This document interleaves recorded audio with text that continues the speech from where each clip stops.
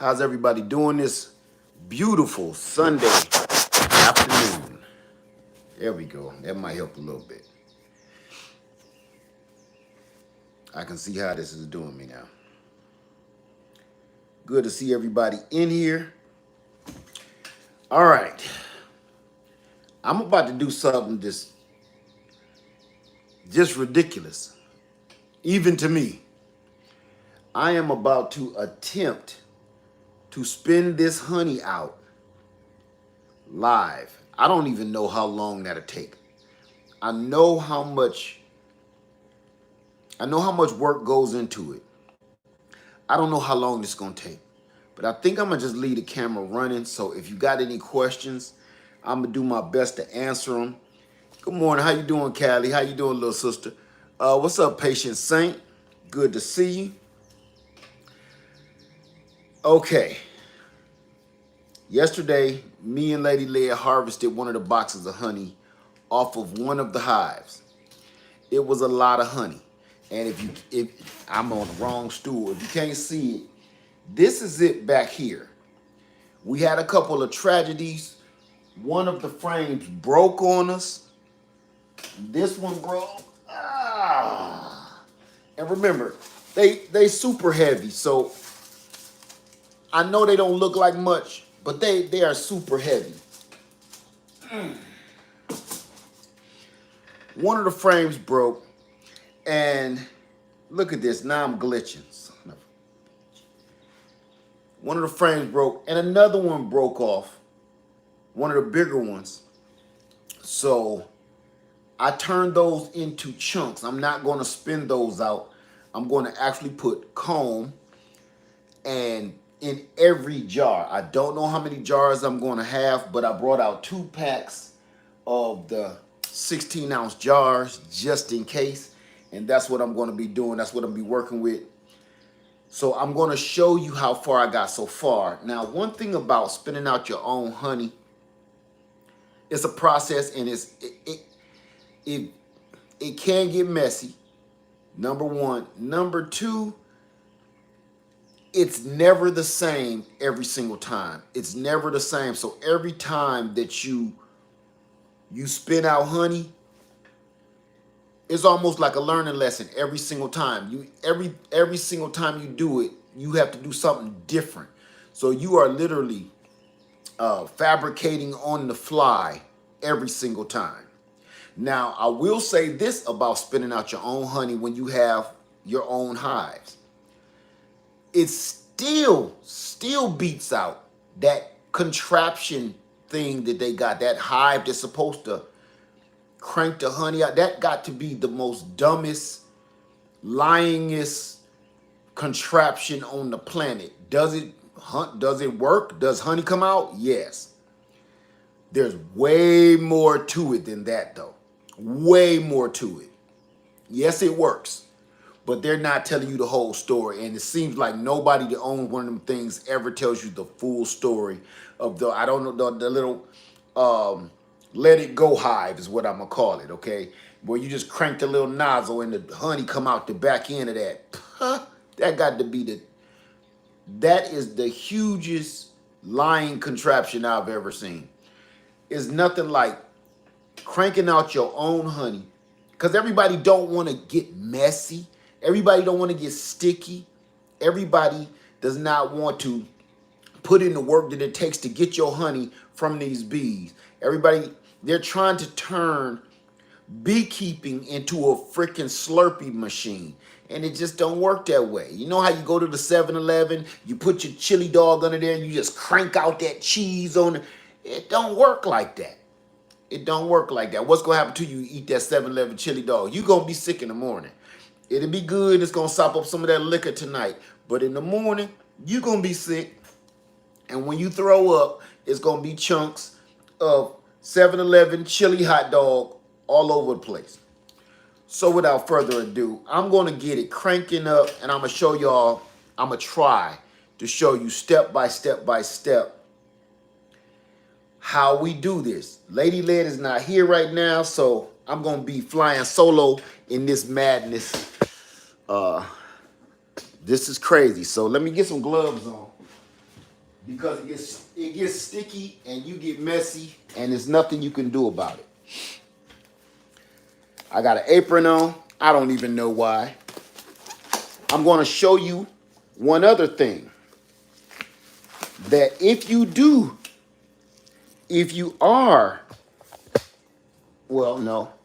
mess around and end up owning one of these honey spinners, this is what you're gonna maybe want to do. The one without the motor is the cheapest. This is the one you just hand crank it, and it spins the honey inside the frame, right? Okay.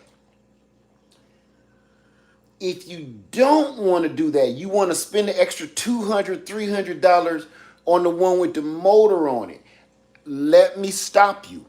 Before you say, I don't want to be cranking that all day, lad, let me stop you.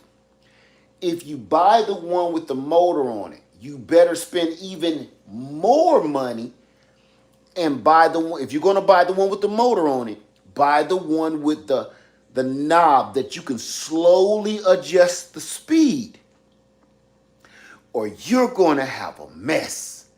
If you buy that one with the motor on it and it just got different levels, like speed 1, speed 2, speed 3, you don't do that one, because that one's speed 1, bzz, speed 2, bzz, speed 3, bzz.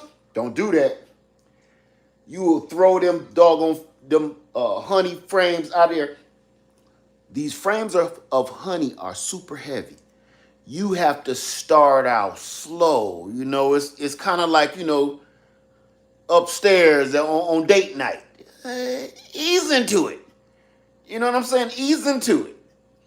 Just, you ain't got nowhere to go. You called off work tomorrow. Ease into it. Okay? It's no different with this. You start in too hot and heavy, you're going to tear something up and you're going to ruin the whole night. Okay, so I'm going to show you what broke off. This is what broke off right here. I don't know. Let me cut this light on, see if that'll help a little bit. This is what broke off. This whole frame broke off. So as you can see all this honey down here, what I plan on doing is taking each one of these squares, and I'm going to put each one of these squares in one of these jars. This is pure raw honeycomb that we're going to put in each jar. Can you eat the wax? Absolutely you can. As you can see, my lemon and my lime, I brought that back out for the second time. So I'm going to show you, I'm going to drop one of those in every jar that I end up when it's time for me to harvest this out. Now let me show you a trick. Like I was telling you, if you buy the one with the crank, you can crank it and the honey spinner spins at your pace, at your speed, right? You can do this as fast or slow as you want to. All right. Now, this is why I like this one, and this is why I've had this one for years, and this is why I've had this honey spinner, and I haven't gotten rid of it. I haven't upgraded. This is why. I can go and spend $300 or $400 on a new one with the nice, easy motor, or you can do this. I've been doing this for years. Take this handle off. It's a nut back here. I rarely even use this. This handle comes off. This handle comes off of the El Cheapo.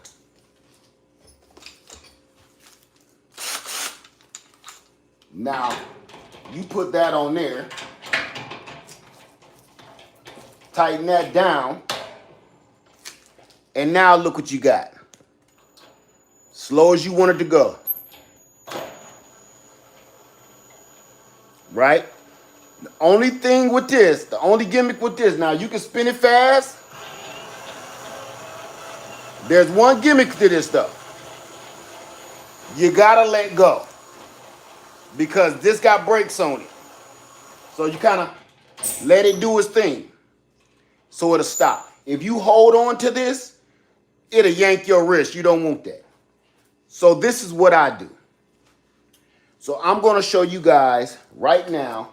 The first thing that I normally do is this. What did I do with it? Okay, here we go. I hope y'all can see this. Get you a cookie sheet or 2 or 3. You're going to need them.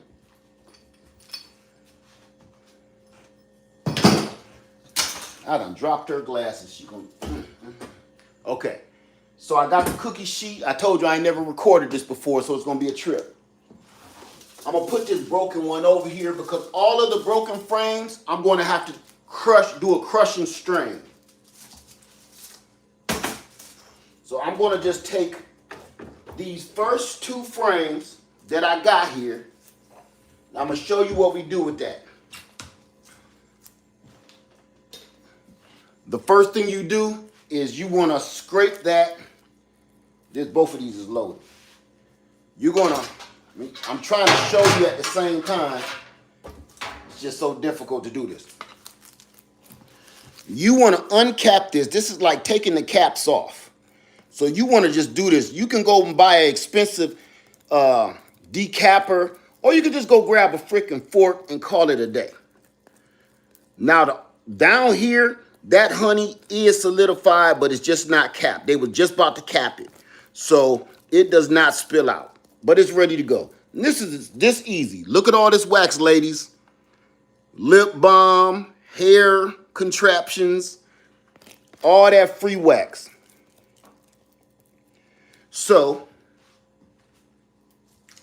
I'm going to put this over the cookie sheet so it don't start leaking. I'm going to do this other side.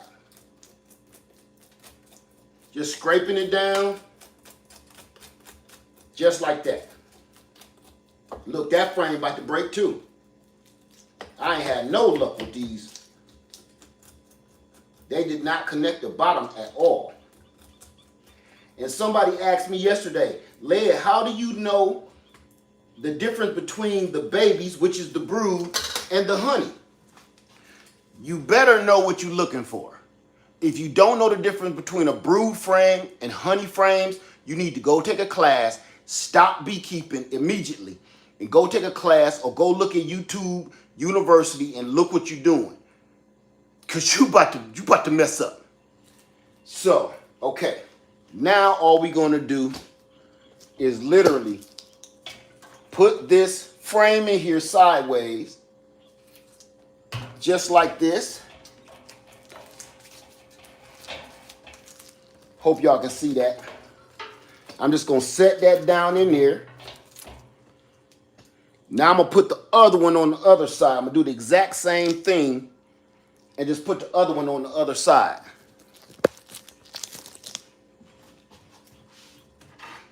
So, can y'all see that? Okay. So all I'm doing is opening these little jars of honey up.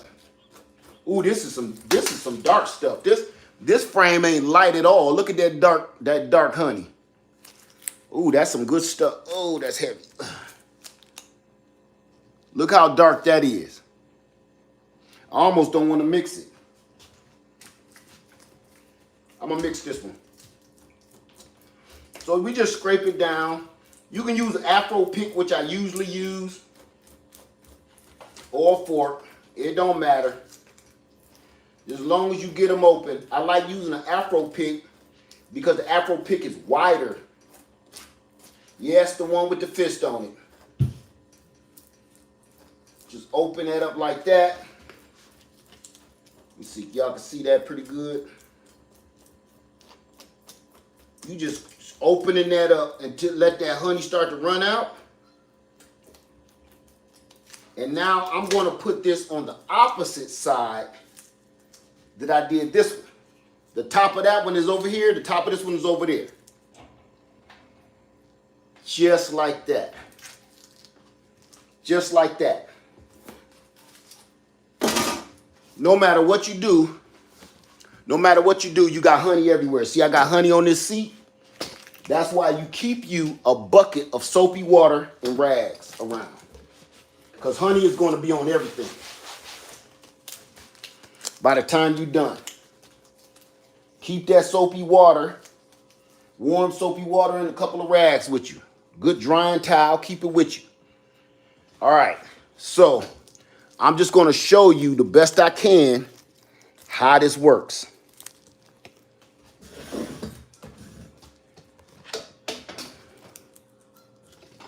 To the best of my ability. I ain't never done this live, y'all, so please excuse me. I'm going to bring y'all right down in the bucket. Dear Liza. Right down in it so you can see. I want you to see what I see.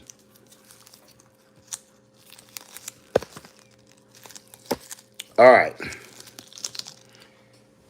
So all we do now is literally, I'm going to start cranking this, and you're going to see honey spinning and going up against this wall. Let me see how to do this. Okay.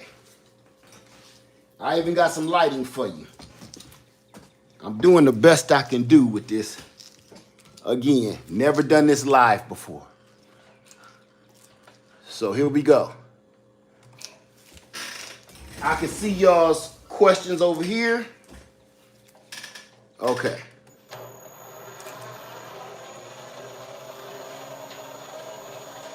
So I start out slow like that. Hey, baby, you here right on time. Right on time. I'm spinning this honey. I start out slow and let that honey start shooting out the sides like that. Don't go too fast.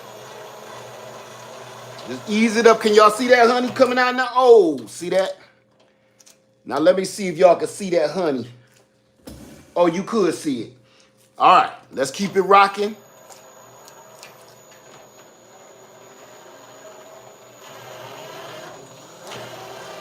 This is where the honey come from, y'all.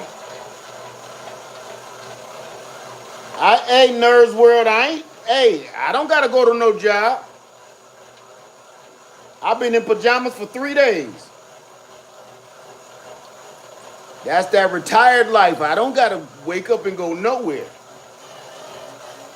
Wake up, wash up, and put on some new pajamas.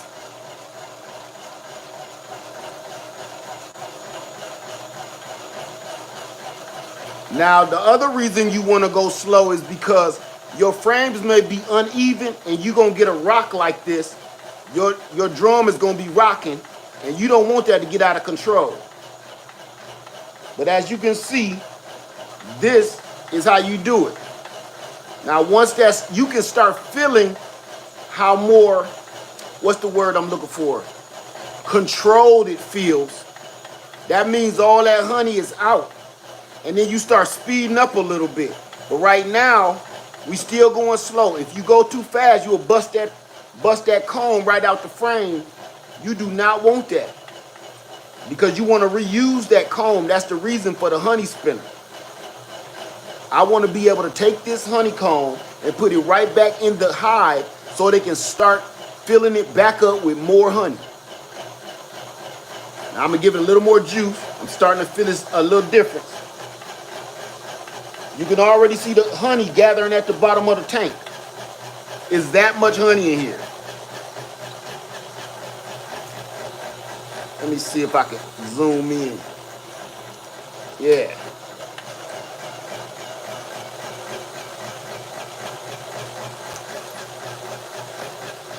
Have a steady trigger finger too if you do it like this.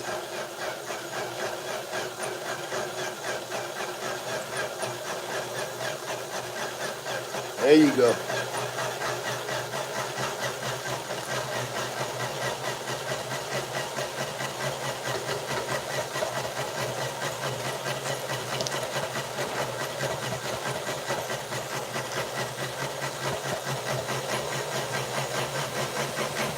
Now you don't want to go too crazy. Don't speed it up too much because you still got honey on the other side of that frame. You're seeing just fine. Thank you for telling me that. Thank you, Joetta. So I'm gonna slow down and I'm gonna let this thing go. Let it slow down on its own. Okay, you don't want to go too crazy on your first spin. You still got honey on this side of the frame. But if you go too fast, the weight from this side of the frame is going to push that out and it'll blow out. Just like a tire. You don't want to do that. So all I'm going to do now, making sure y'all can see, I'm going to take this frame, I'm going to pick it up. Yeah, it's a lot lighter. And I'm going to spin it around. There's nothing on that side because that was an end frame. But I'm going to do the same thing on this frame. I'm going to pick this one up. It's a lot lighter. And I'm going to spin it around. Look at all the honey on that side I got to get out. If you can look good enough, let me see if you can see this. I'm going to try to zoom. Let me see what y'all can see. You can see the honey at the bottom of the drum. Just a little bit. We already got about 2 jars of honey down there. My iPad got a delay. I'm just trying to show you guys a little bit better. Let me see if y'all can see that. Okay. I'm going to bring it back up. Y'all can see just fine anyway. Okay. So now that we got our frames switched over, it's time for me to hit the juice again. Make sure y'all can see everything. And now I'm going to just do the process all over again. Start it up. Slow.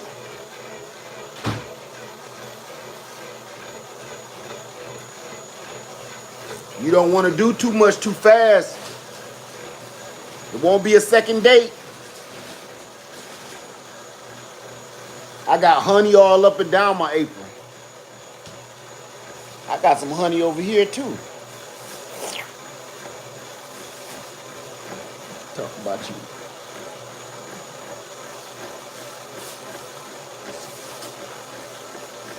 So I kind of got to go real slow on this one because the other side of that frame is empty. But I think y'all can see the honey slinging around.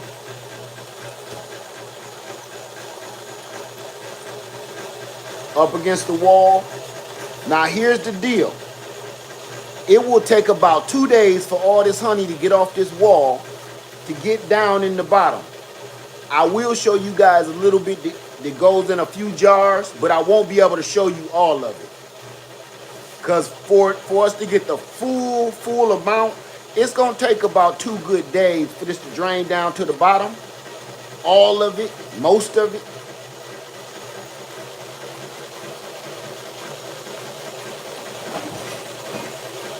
Yeah, they're a lot lighter now. See it? See the barrel ain't rocking as much no more, y'all?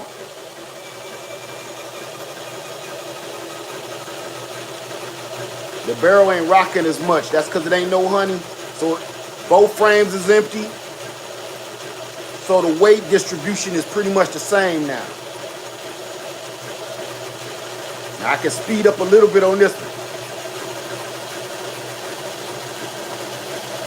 Now y'all see why I ain't spent $400 on that expensive one? And all I did was spend $56 at Black Friday on this Ryobi drill.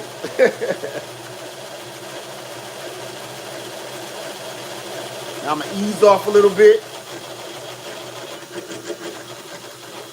Slow it down. Shut it down.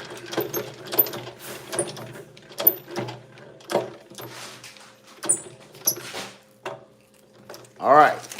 I'm going to do one last spin on that other side, so I'm going to flip that real quick. Look how empty that is now. That's empty. I'm going to flip that, and we're going to spin that side out one more good time. And this other good side one more good time. And I'll be ready to go give that back to the girls. Now I can hit the gas.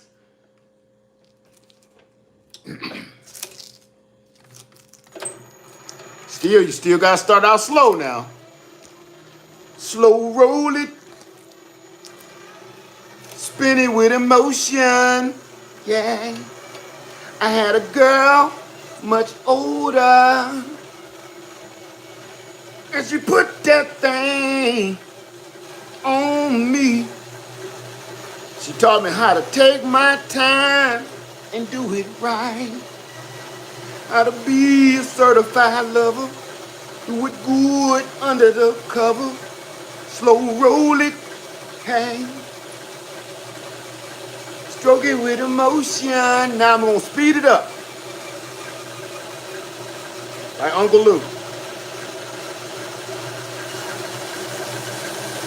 See how it ain't rocking that bad? We getting the last residuals of that honey now. Some just hit me in the face. I don't put the tops on when I do this because it's just too much to do. So sometimes it's a little bit of honey on your chest.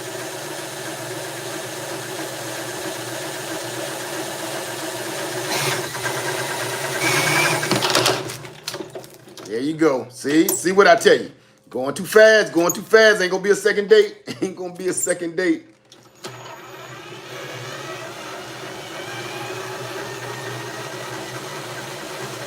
This ain't no race.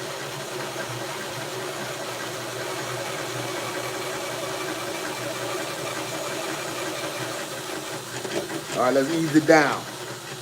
I'm gonna answer a few questions and then I'm gonna go on ahead and get started again.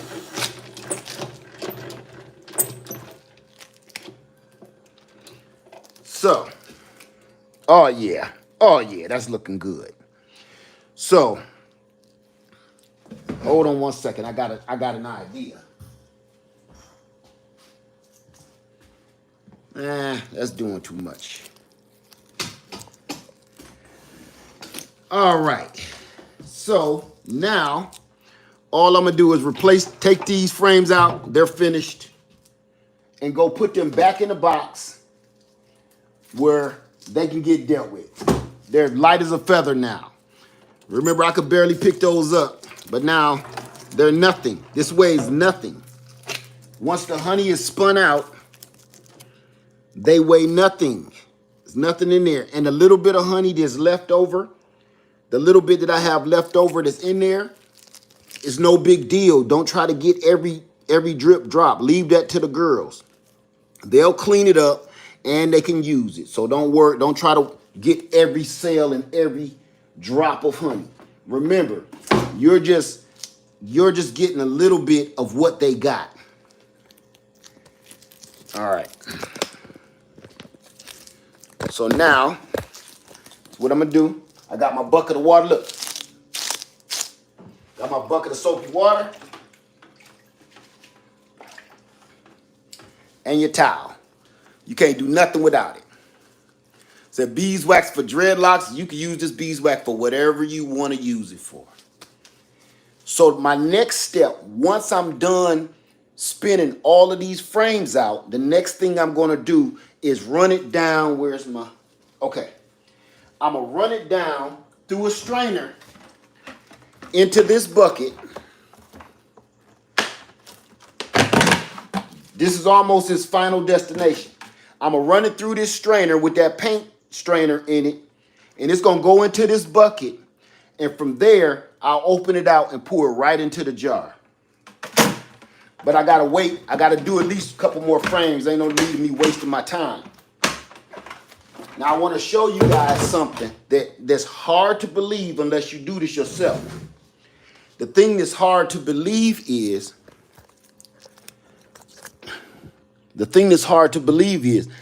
the honey that's on the walls, that's, believe it or not, that's probably a half a jar or a full jar of honey that's just slowly sliding down the inside of this drum. It doesn't seem like it. And some people, they can't wait, so they start to rinse it out, take it outside, rinse it out with your water hose. Do not do that. I guarantee you, if you wait 24 to 48 hours, everything that's on the walls of this drum will fill up a whole nother jar. I can't even explain it to you. It defies all laws of nature and gravity, okay? It just does. That's how it works. It's so dense. That's why a jar of honey is so heavy. If you fill a jar of water up and fill up a jar of honey, there's no comparison. So I'm going to answer a few questions if I can. And then we're going to get back into it. And then I'll show you me strain the honey. Again, I've never done this live, so I'm kind of winging it right here. Do I have any questions whatsoever? I want to say, hey, Cheryl Faulkner. Hey, Broke Farmer. Ill Will in the house. Growing with Hudson. J3GS Farm. J3GS Farm know what I'm talking about. Who else we got? Motivation. What's up, brother? Southern Girl in New York. Monet, how you doing? Yas Best Life. Eleanor Hines. What'd I do with it? Who else we got? Containing My Garden. What's going on? Any questions whatsoever? Let me see.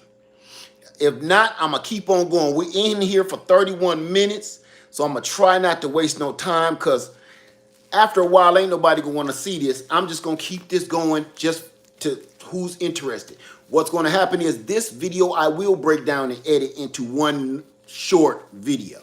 But for the most part, this is going to be the real deal from start to finish, okay? Let me see. Is it okay? Melissa says, is it okay to place your bee boxes on a wood line or should it be an open area? That's completely up to you. That's completely up to you. When you say your bee boxes, are you talking about catching your bees or are you just talking about your normal beehives? You can put your beehives anywhere you want to. The thing about trying to catch bees, they do like a nice wooded line or some kind of break, and then they like places this close to water. So that all helps if you're trying to catch bees. Where we at here? All right. What's up, Brazilian Dad? Broke in the house. Hey, SBDM, how you doing? Good to see everybody in here.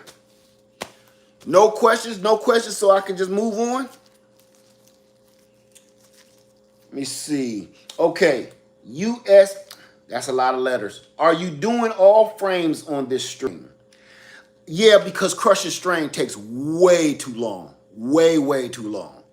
Crush and strain is like, Y'all saw me do a crush and strain video, and even that was long. Edited, that was long. A crush and strain, you about to make a big childish mess. Okay. How often what, Jacqueline? How often what?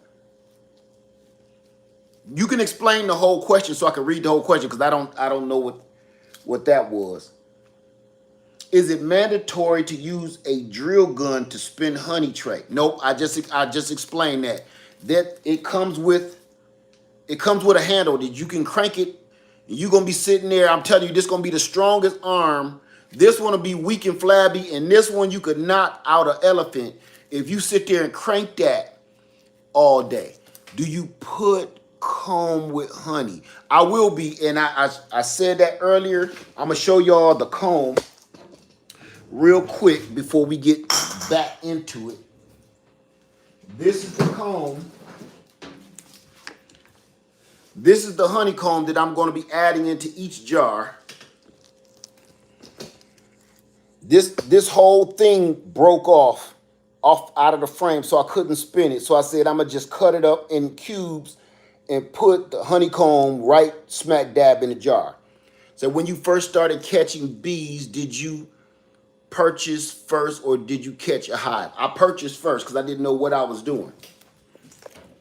The first set of bees I had, I purchased. When I started, when we started beekeeping, I didn't know anything. I just knew. I knew, and it was something inside of me told me I had to start. I had to do it. I have to do it.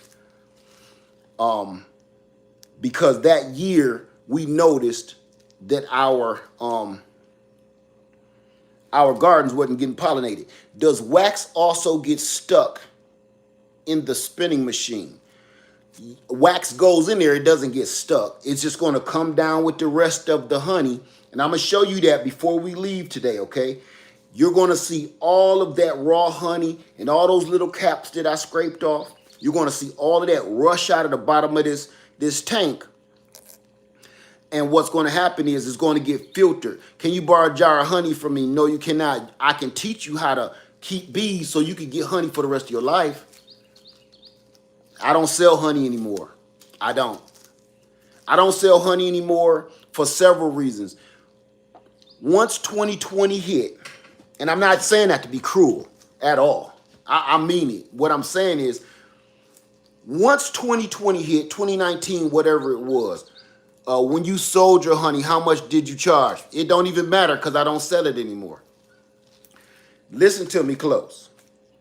When 2019 hit, when is your next beekeeping class? You can go online at easilygrowngarden.com and it's posted on our website. What kind of paint to use? That you might want to read up on that. Okay, that we talked about all that in our class.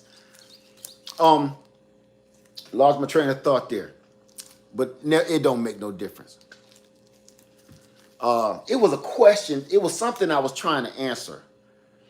When the wax rushes out, I think I touched on that too. When the wax rushes out and you filter that honey. The reason I don't sell honey anymore. That's what I was talking about.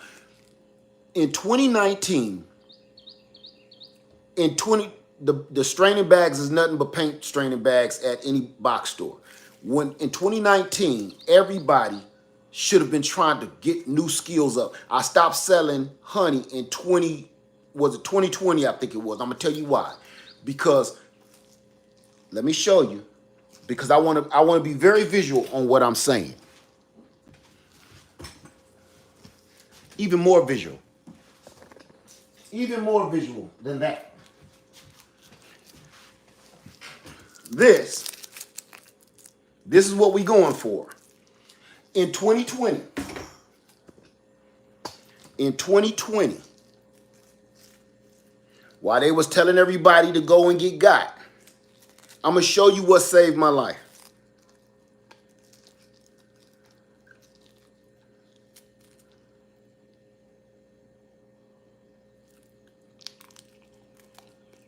Just like that. Just like that.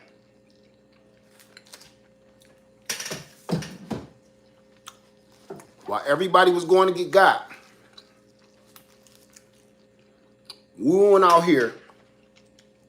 We got fresh raw honey from our hives. I got a whole video on it. Fresh raw honey from our hives. I went out there and got me a gang of lemons off my lemon tree. We went out and got all kind of herbs and spices. We had our elderberry. Went to the elderberry. My wife squeezed it down in the juice. Made us some elderberry syrup. I put some of my wine that I'm making there out of the stuff that I grew out of my garden. Everything that I put in there came from me. Everything except the cinnamon. And then I was taking little sips of that apple cider vinegar that I had been making. Then we turned around and ate a little kombucha that we was making. I'm good. I'm good. I don't care what the news say. Okay? So I stopped selling honey because I knew the way I felt. And I did a whole video on that. I didn't say nothing because you couldn't back then. You couldn't say nothing. Let me tell you something. I told my wife, take that off of the website. From this day forward, I still had about 3 or 4 5-gallon buckets of it. Don't sell another ounce of it. I don't care if people want to buy it for $200 a jar. Nope. You know why? You cannot sell health. Get this wow. You cannot sell health. You cannot sell life. You can't sell it. It's priceless. Your life is priceless, right? So if I know that my citrus trees, My wine, remember, I grew these lemons. I grew these limes. I made this wine. My bees made this honey from the surrounding area. These are our elderberries. And then overnight, I woke up in a literal pool of, I was so wet. It was like a wet t-shirt contest. That's gross, but yes. Like I jumped in a swimming pool. I woke up, me and my wife, looked like our waterbed had busted. I woke up and thought I peed on myself. That's the first thing I noticed. The second thing I noticed was, man, I feel great. I'm now waking up and every freaking joint was hurting me. I did a live, and I don't know how I got through that live. I took that live down because I was in pain. Every joint was inflamed. And mind you, I was on my health journey. I was eating good and everything. Every joint was hurting me like I was being stabbed. And they said that was one of the signs. The inflammation, the headaches, all of that stuff was getting me. And that's why we instantly started, hey, let's put it together. Here we go. And the next day, by the end of the week, I could run a marathon. I was like this, yo, don't sell no more of that. Don't sell no more. Put that away, and that's never to be sold again. So that's why I started really, really pushing and promoting, become a beekeeper. I'm not doing this because it's cute or just to say, hey, now I'm a beekeeper. No, you don't, family, you don't know what this is. You don't know what this is. Now I'm just going to put it to you like this. If the ancient Egyptians said out of all the stuff in their palace, out of all the stuff in their kingdom, they said, make sure when I die and you put me down in that sarcophagus, put that honey down there too. I want my heart in a jar, my lungs in a jar, my eyeballs in a jar, put all that stuff in jars, and then put some honey over there with it too. Mind you, thousands of years later, we find the honey and it's literally still edible to this very day.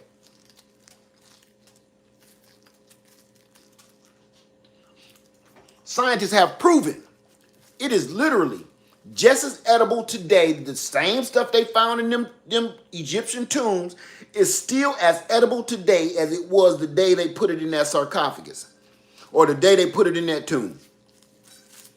So you trying to tell me this ain't one of the most powerful things on the planet? I'm going to hit you with another one that I always hit people with. Ain't it funny that every time they try to sell us over-the-counter medication like cough syrup, cough drops, whatever, it always say, now with lemon. Message. Your cough drops, cough syrup, and all those other medications always say, now with cherry. Now with honey. They don't say honey flavor. They say they added real honey in it. They don't explain why, even though they probably didn't, but they know it's a selling point because they know the medicinal properties of raw honey, citrus, lemons and oranges, and they know the power of the skins and the power of the skins of cherries. Why can't you go get a whole bunch of different kind of blueberry crunch flavor cough syrup? Because you're trying to get well. They ain't trying to tickle your taste buds. They're trying to convince you this will fix you. Think about it. They got every flavor of cereal and every other kind of food in the whole world. Why didn't they do that with cough syrup and the medications? Because we know lemons, citrus, honey, and cherries. We know the medicinal now the new one, elderberry. They know that we know now that those medicinal properties inside of each one of those things, ooh-wee. So instead of me going to the pharmacy and purchasing all of that crap that probably ain't even in there, and they want $50 for a little thing of some decent cough syrup or something, right? $50. You sick, so that means you probably off work. You probably ain't working right now. Right, turmeric, ginger, I left those out of our contraption. Turmeric, our own ginger, our own elderberry, our own honey, our own citrus. You gotta do, I'm telling you, they don't want videos like this. They do not push them. They won't push this. They don't want you growing, man, you going in somebody's pocket. You understand? You talking about growing medicinal herbs and stuff is no different than you going on the block and trying to sell items on somebody else's block. What the dude gonna tell you? Hey, yo. Nah. This our territory. This our block, bruh. You can't come over here doing that. You go over there. And what do you say? Man, I'm trying to expand. So we got a problem, right? Really? This whole pharmaceutical crap is some gangster stuff, man. We just don't see it that way. When we start growing our own food and growing our own medications and stuff like that, you stepping on the toes of the boss. He run this hood. But we are like, nah, man. You've been holding it down for a long time, but I think it's time for my people to expand a little bit. And we was looking at your block. That's what this is. Growing your own food and your own medicinal herbs and fruits and vegetables ain't no different than some gangster stuff. What do? It's going to be a war. Why you think your video gets shut down or they blacklist your video or whatever? Because no, we don't want nobody talking about that. You going in my pocket, boy. So, with that being said, I'm going to go ahead and I'm going to spin out 2 more frames, and then we're going to crank this down if y'all down. If y'all down, we'll crank these 2 more frames out, and then I'm going to filter it out and put it straight in a jar and show you. But I'm going to tell you this. Saved my life. I don't care what nobody say. People was dropping all around us. I don't care whether you believe in it or not. Something was wrong. Something was wrong, wasn't it? Okay, then. And I know before I go letting them go to poking and prodding on me, I'm going to at least try it myself. I'm going to do what my mama been doing with us and her kids our whole lives. Come here, you got a fever. Put a cold towel, cold compress over your whole body and your torso and give you all of these remedies. My mama did this. What changed? I'm still alive and healthy. What changed? Nothing. The only thing changed is more people are less knowledgeable. Did you hear that? These days, the only thing that have changed is that more people are less knowledgeable. And now they'll sell you anything and you'll believe it. But my mother, I don't even got to go back to my grandmama, great-grandmama. I can go right to my mama and tell you the stuff that I'm doing right now, my mother did for me, her mama did for her, her grandmama did for her. This is what we know, and we lived it. What changed? The only thing that done changed between those old home remedies is more people have become less knowledgeable. That's it. And if you don't know, you'll do whatever they tell you to do. I'm going to tell you this too real quick. I do this all the time.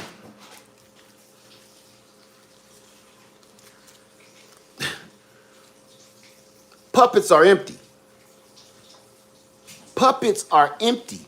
They need a hand jammed up their rump for them to activate. Did you hear what I said? A puppet needs a hand jammed up their rump to activate because they can't think on their own. That's how this works. So if you don't have any knowledge and you're empty of knowledge, you're nothing but a sock puppet. So what does it need for you to go out and do what you need to do?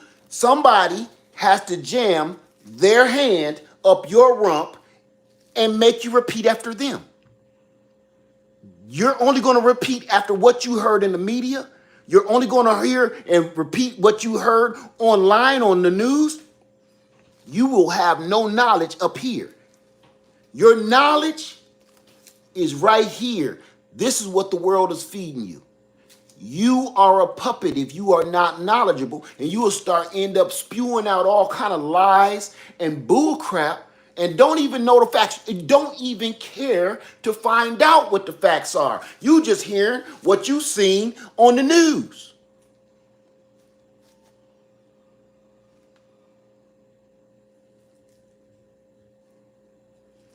Okay? So, again, the only thing that has changed from all of those wonderful remedies our moms did was more people are less knowledgeable, meaning they're nothing but puppets being fed information that does not even exist. Let's crank out these last two. I don't want to be a puppet. I don't want nobody's hands in my cheeks. Making love between the cheeks. Whoa, whoa, whoa, whoa, ooh. Not the word. No? Not in between the cheeks? No. What is it? I'll let you Google that. You hit me with, I'm going to have you Google that, huh? You going to hit me with my own stuff? Ooh, baby, baby. Feel your love surrounding me. Whoa, whoa, whoa, whoa. Ooh, baby, baby. Don't hit that high note. Making love between the cheeks. Hey, girl, what's your fantasy? All right. she said, I'm going to have you Google the words to that song because that is not it. You sure now? Okay. You going to have me Google something. Ain't that about to be? All right, let's do this again. So I'm going to take this frame. I'm not even going to use this cookie sheet. This is what I'm going to do with this frame. I'm going to scrape it right here.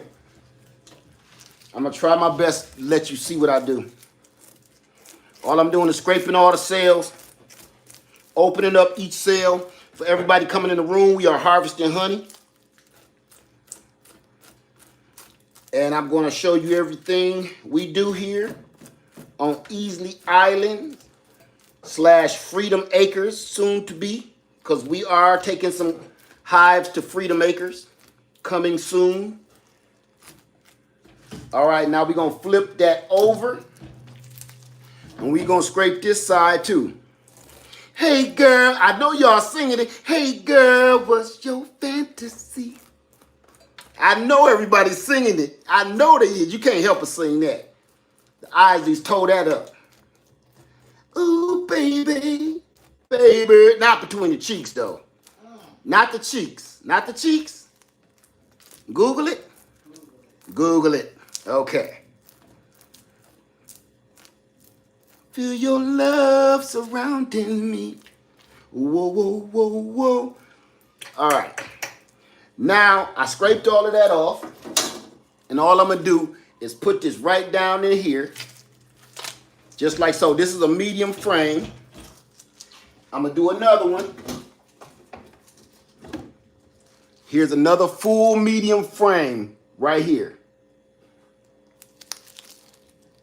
Fully capped. So again, this is what we do. Open it up just like this. There's no cute way to do this.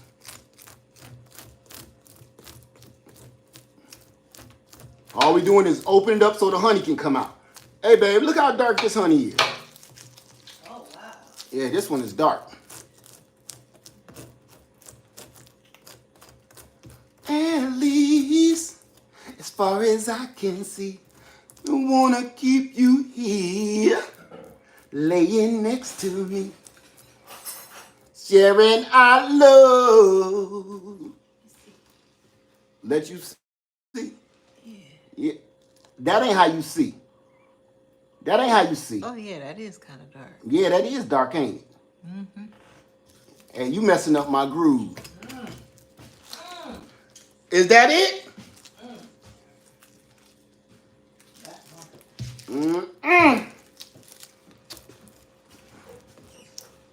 Gotta make sure this side is the same, you know. You making sure this side is the same. Go down low. Go down low. Get you a good hung. Look, she like the little kid that come in there licking the mixing bowl. Wait, show them first. At least show the people. Get a hunk of that, because you coming, you going to come back. Here. Huh? What your mama said in the thing? Get out of here. Right here. Ooh. Get that thing. Get it. Now show the beautiful people. I don't know where the Come on up. Ooh, come on in. All right. At least. Oh my God. All right, caramel and strawberries. Tastes like caramels and strawberry. Peaches, no, strawberry and cream. There it is. Strawberry and cream. Okay. That's good. So now, wait a minute, I got some on top over here. So now what I'm going to do is put this on the other side. Right here. Ooh, baby. Feel your love surrounding me. Okay. Now we're going to spin this out again. Same way.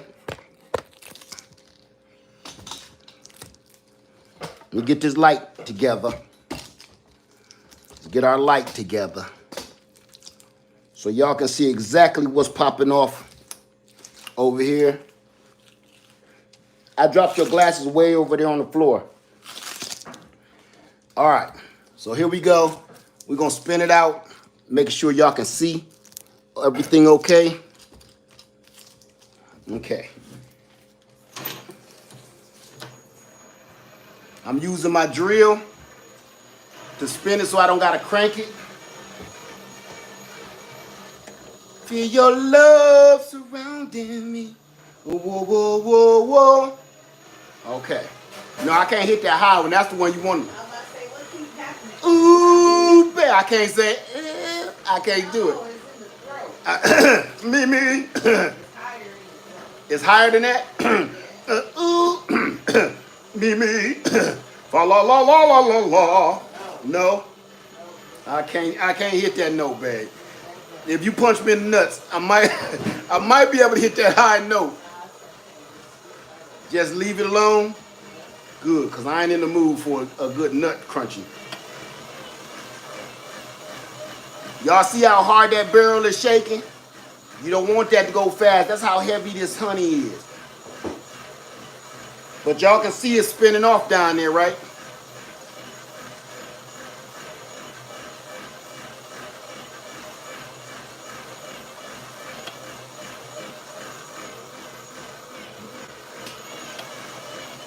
Now what'll happen here is this drum will get so full, so quick, it will slow this down because this spinner will be literally churning the honey. So I gotta keep watching the bottom because it's starting to get full down there. It don't seem like because we ain't did much of nothing.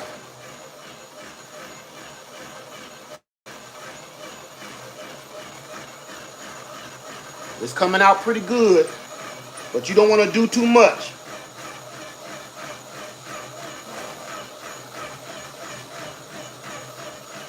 You don't want to put your hand in there either. You don't want to put your hand nowhere around this gear, especially with these rubber gloves on. You will break your fingers like Wendy fries. Okay, so now I'm just we only spent a little bit out of that side. You got to be careful. You can't go too hard. You kind of got to do a little at a time. Little at a time. You know? Show them how much you care. Now I'm going to flip this one and let that other side of honey out.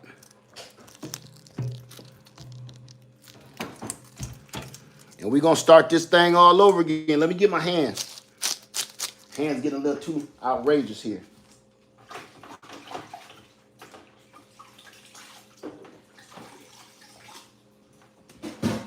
Making love. Ooh, ooh, ooh, ooh. questions so far? I got another screen over here on the side. I can kind of see. I gotta pay attention, but I gotta kind of see. You say no wonder honey is so pricey. Real raw honey is expensive, and this is why. Even if it's done on a mass level where people got the big industrial honey spinners and stuff like that, it's still a lot of work, and it's still a lot of mess, and it has to be all sanitized. Remember that. Even though honey is medicinal enough to protect itself, you don't want, bugs and all kind of mad weird stuff in your honey to start out with. How did you begin with making your own honey? I've been rocking with you for years, but didn't know how you started. That's a good question.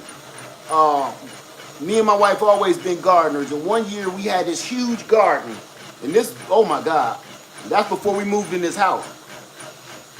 And we noticed a lot of our stuff wasn't getting pollinated, and we started having a conversation about, we haven't seen any bees all year, and then we started thinking like, dang, when is the last time you seen a honeybee?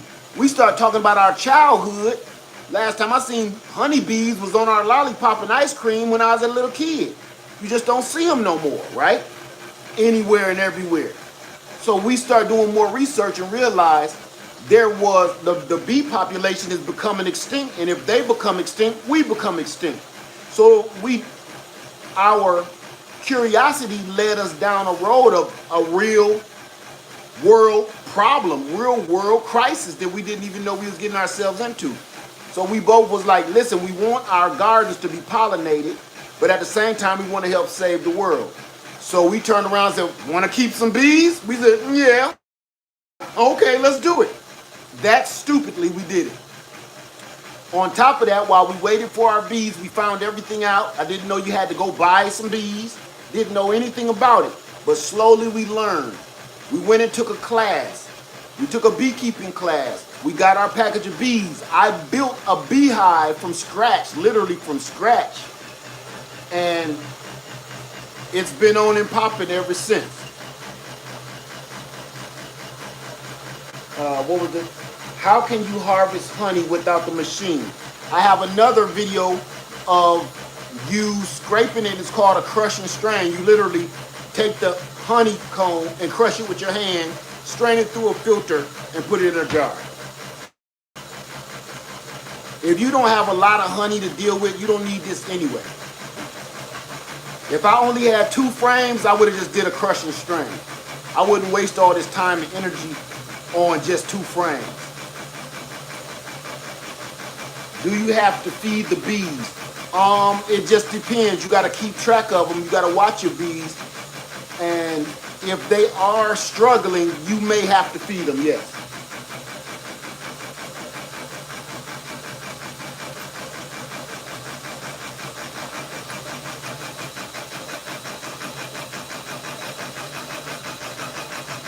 Okay, now I can speed up a little bit before I go too crazy. That wobble is because I got too much honey still left on the other side. All right. So, bless you, honey. Look at all that. I don't know if y'all can y'all see that honey at the bottom down there?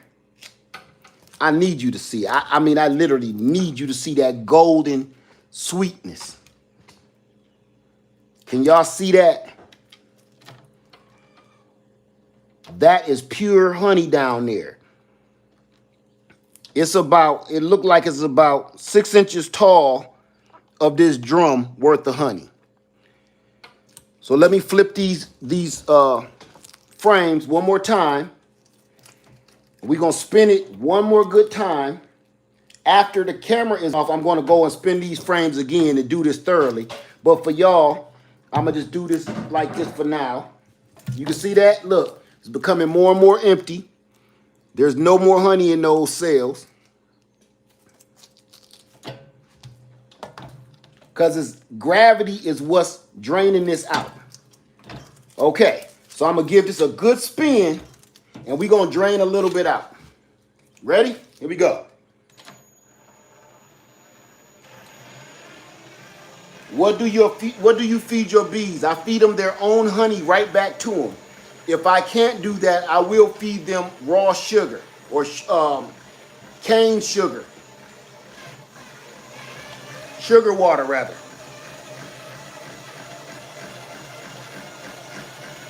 That's a lot of honey that's coming out now. That's a lot coming out. See that? We barely even touched the surface on that first side. My frames are not even. Let me even up my frames a little bit because it's throwing me off.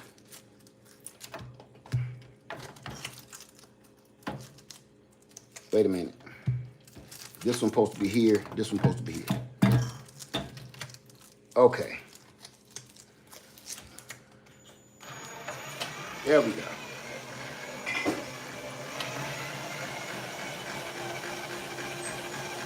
Can you describe more about hive maintenance and harvesting through different seasons of the year? We do that in our beekeeping class. That's not anything I can just tell you right off the rip. Well, you got to say that, babe, because I don't know what's going on.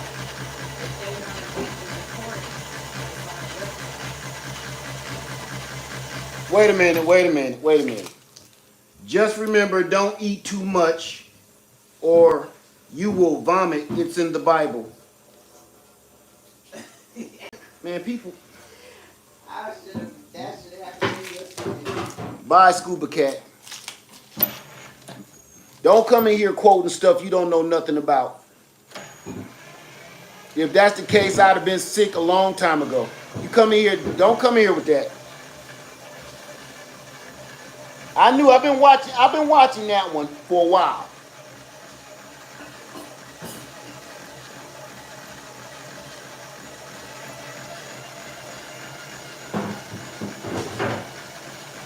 It don't matter. It don't matter whether it's a bot or not. Well, come over here and you said while I'm spinning this, trying not to break my ankles. That it's in the bee's belly, and they have to like spit it back out. Well, here's the thing. In order for it to go in the cell. This is what I need everybody to understand. There's Trojan horses, and I'm going to talk about this in every video I do. In everything you see we do that's positive and trying to save our lives, there's always a Trojan horse, somebody that's either a robot, AI, or something coming in here talking nonsense to try to discourage everybody from doing what they're supposed to be doing. I won't allow it. There's people in here that's probably on the fence about beekeeping, and then you got some jackass coming and talking about some, eat too much, you're gonna vomit. Just get out of here.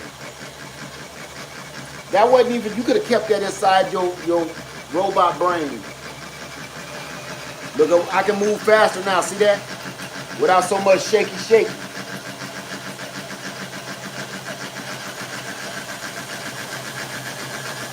Get all that honey out.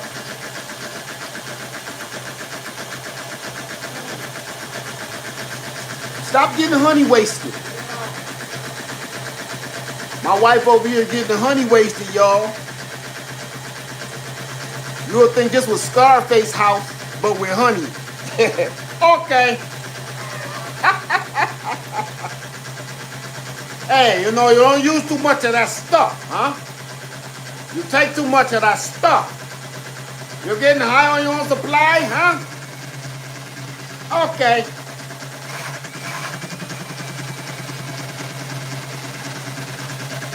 This stuff will mess you up, you know? Or like that person, you eat too much, you're gonna vomit, huh?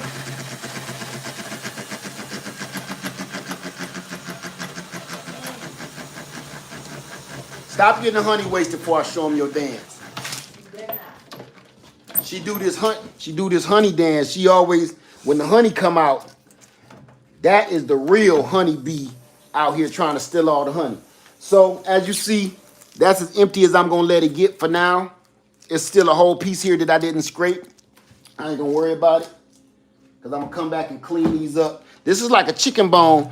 You know, you in a restaurant eating chicken, you don't want to strip it down to the bone all the way down to the marrow in front of people.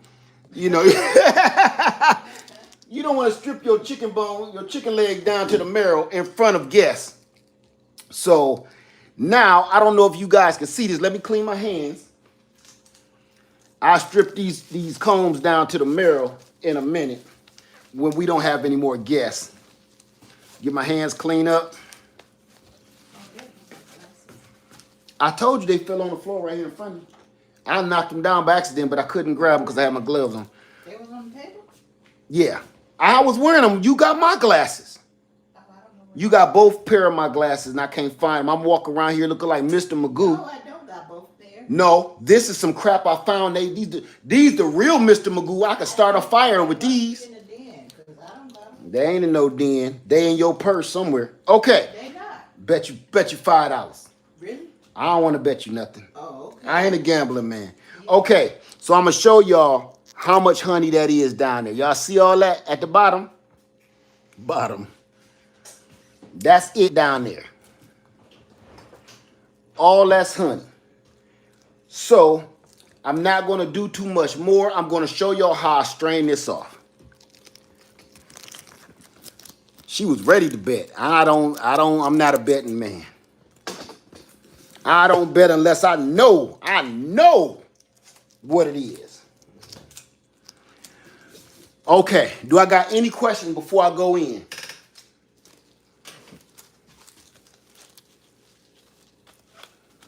Hey, Mama Bear, how you doing?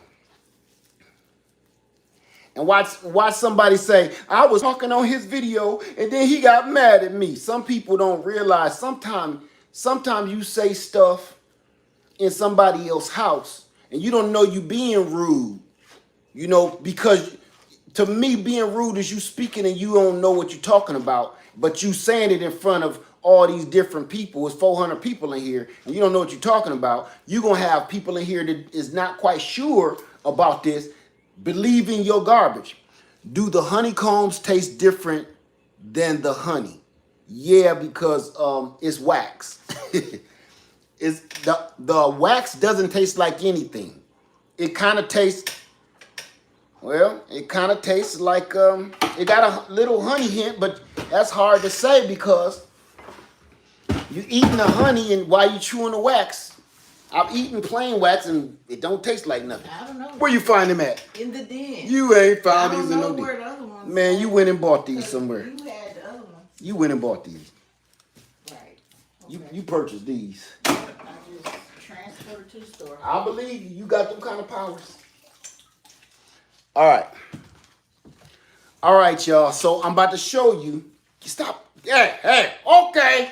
You're not gonna tell me what to do. Hey, okay. You getting high off of that stuff. Leave it alone. Huh? Leave that stuff alone to mess you up. It's getting the honey wasted. Mind your business. All right, want to play raw? Mind your business. Okay. So, I'm about to show y'all right now what the next method is. Let me put my glasses right here for somebody stealing. Okay. Somebody. For somebody stealing. I ain't said no name. For somebody stealing. You told me I could wear. I ain't said nothing. Now listen. Now we get the real. Okay. I said you could wear them. I ain't say you need to go fill out a title for them. So that was the result of me wearing them. Okay. I just gave them back. This is the strainer. Is nothing more than just a paint strainer in here.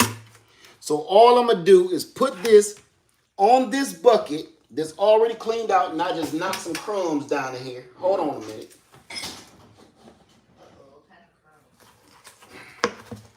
Off of, it's like wax crumbs. I'm trying to get a pure product. I'm trying to get this product pure. You got the product? Okay. Let me stop that for YouTube think we doing something else. All right, y'all. So all I'm gonna do is put this, open these up.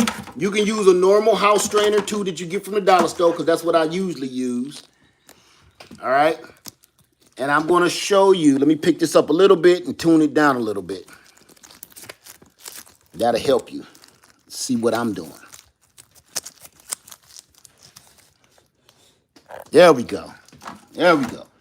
So all I'm gonna do, let me line. Okay, there we go. So all I'm gonna do, this is called a honey gate. I'm gonna open this up and let this just pour right down into this mesh bag. And it's gonna come out at the bottom as pure bottom. It's gonna come out as pure, clean, no wax honey. So this is what I'm doing. I'm gonna do it like this. I'm gonna hold it with my hand. This is how this works. Y'all ready? Let me see if everybody ready. Is everybody ready?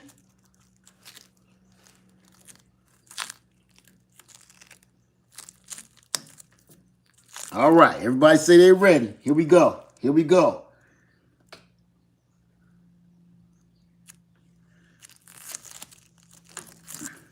You Need should. some help? I would love some help, honey.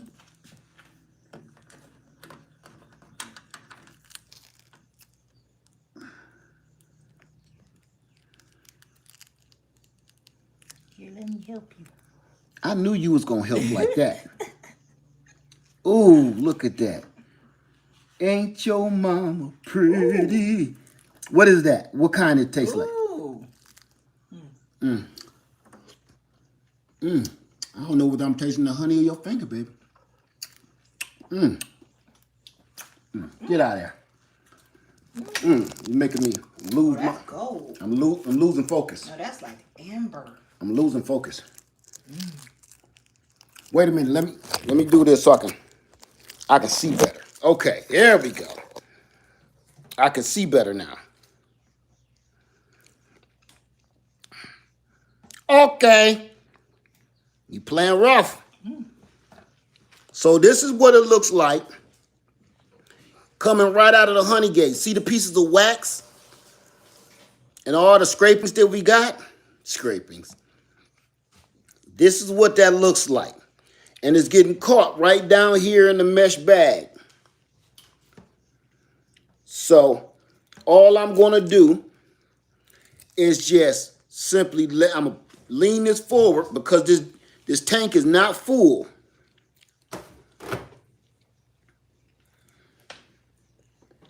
You just going to see me just pour that all down in there like that.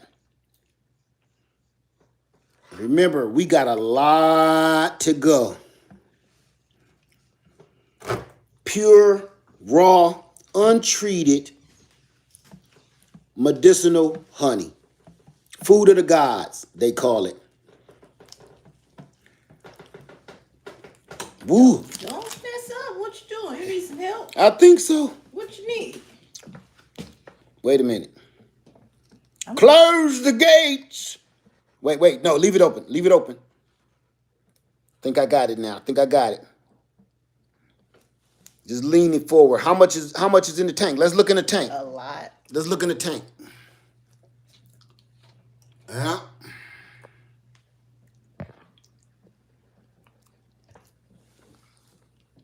All right, let's look in the bucket. That's what it looked like after it's been filtered and cleaned. It's just drizzling down like rain from the gods. Now, what we gonna do with all of these little wax crumbs? That's where you can make your hair care products, your lip balms, your lotions, and all your other stuff. Or you can use it to make a bee swarm catcher. So I'm gonna close this off, honey. Close the gate and tighten that up.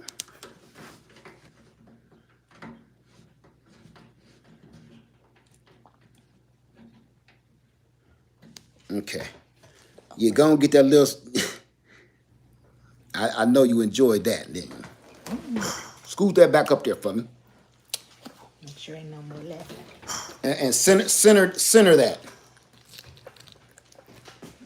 Here, I know I got a mess going on the way I got this set up because I've never done this live before, so this is all weird to me too. Okay. So this is what it looks like, family, and this is what it looks like in the bucket.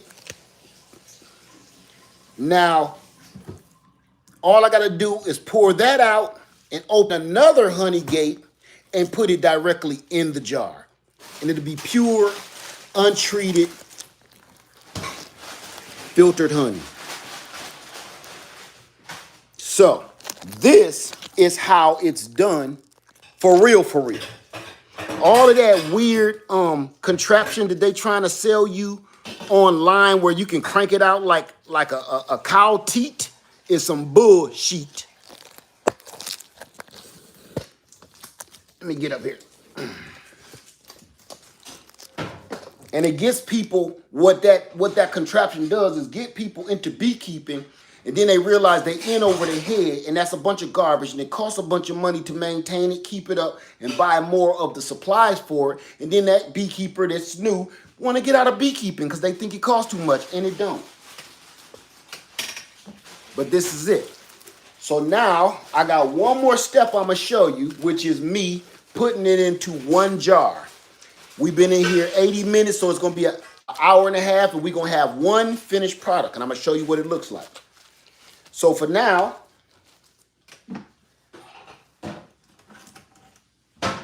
this is it. I'm trying to do this without messing anything up. Hey, come turn this camera into this. This is beautiful. This is like one of them old lava lamps back in the 70s. Turn it that way. Scoot it up. No, not on my sack. Oh, you almost dropped the phone in the honey. Just, Hey, y'all. you almost dropped the phone in the honey. Now you can show it coming straight from the strainer. Wait, what are we looking at? You, Oh, it's the delay. okay. I was like, what's going on? All right, I'm about to set it down so we can get ourselves back together. Let's get ourselves back together. That was crazy.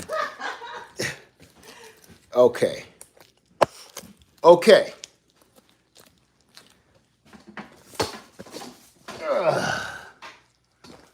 Do I have any questions whatsoever?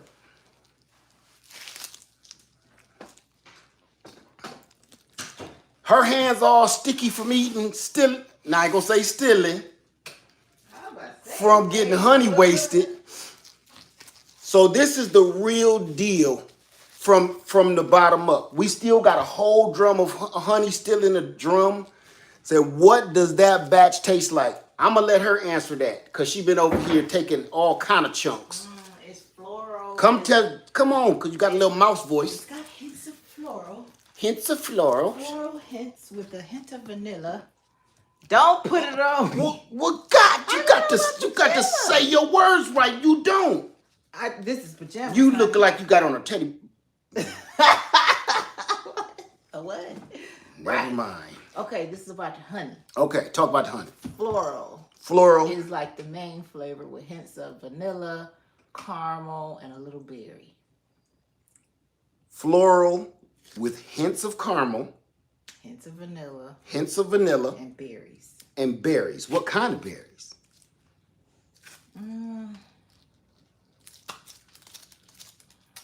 Hard to say, ain't it? Yeah, because it's not a like, maybe like a blackberry, because it's Yeah, not a strawberry. that's where I was. No, I had one frame that was strawberry, but I taste that blackberry too. It's probably blackberry because there's a lot of blackberry. The wild blackberry back there.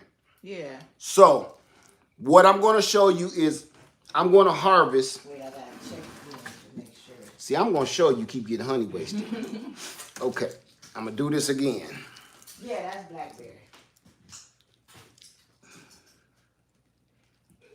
This is how that worked. Now, I'm going to probably, I was about to give it up. I ain't gonna tell y'all how much I think I'm gonna get. Out of just these two frames, it don't look like they hold that much honey. Let me look in the drum. Look in the drum. What's still in the drum? It's like I ain't even touched it. So, what I got here, I'm going to crank a little bit of this out and show you one pure jar. And this is going to show you, before when we used to sell it, this is exactly what you're getting. Everything has been sanitized. Everything has been clean. No, I don't sell honey anymore. I just explained that a little while ago. They see me put my finger in, They don't care. We don't sell honey no more. You wouldn't see us jamming our fingers all in it. Not that it'll hurt anything, but we don't sell it anymore. This is life force. This is life saving from the gods. We don't sell it no more. You say the experience say that's a lot for 2 frames. You have no idea how much you get out of one little medium box of honey. One, you're gonna have tons of honey. Anybody that keeps bees know. So imagine if you got 5 and 6 and 7 and 8 of these boxes, the full boxes. This is just a medium, just a little baby box. So when I put a deep on, you don't even want to know. You don't even want to know. So I'm gonna crank one out for you. And then I'm gonna let y'all go because I got a lot of work to do, and I know y'all don't got time to sit here and watch me do no live. Oh, this honey. No live honey. Honey. All right. So this is what I'm gonna do. The first thing we gonna do, now I'm messing with y'all heads, for real. Now I'm playing games. Okay. First thing we're gonna do is get a jar. I'm only gonna get 1 jar. And we're gonna make that jar look like this jar. So I'm gonna take a cube. Let me get it over here. Because I want you to see everything. I'm going to take 1 cube of this honeycomb. This is a honeycomb that broke off earlier today for everybody just getting here. This is that broke off, and I cut it up into cubes, and I'm gonna drop one of those into every jar because sometimes I like to chew on the comb, and that wax does help. It does help your immune system, and it helps your digestion system. So let me crank this back up again, okay? And I'm gonna bend y'all back down again. I wish I had my other tripod. It's much better than this. Oh, that's nice. Okay. So this is what we're gonna do. Y'all see the jar? I'm gonna take a fat one too. I'm gonna take this big, that look like a lemon block, don't it? Take this lemon block, that's a big block of pure raw honey. I'm gonna drop that right into the jar, just like that. Now, once I fill that up with honey, that thing gonna start floating. So I'm gonna bring y'all back down here. Let's do 2. That's a fat one. Oh, that's a big juice box. That's a big juice box. This is nature's candy. That is God's candy right there, baby. Right there. You see that? So I'm going to do 2. Where my rag? Okay. I'm going to try to do 2. I'm going to set this off to the side because I think I'm going to tilt the bucket a little bit. I'm bring y'all down here a little bit more now this time. So you can see again, up close and personal.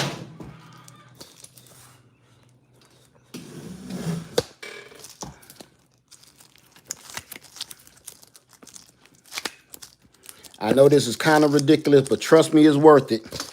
Adjusting this camera like this, these angles, I'm telling you, it's important. So, this is how we're going to do that. You take that jar that we just put that chunk in, and now we're going to crank this open again.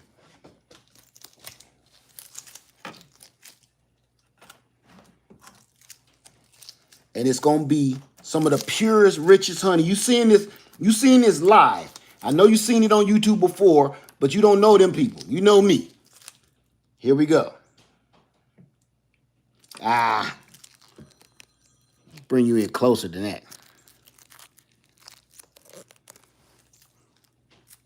There you go.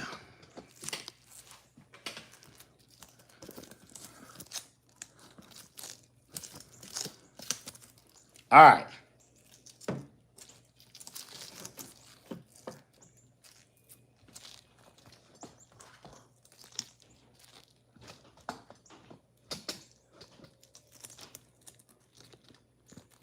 There it is.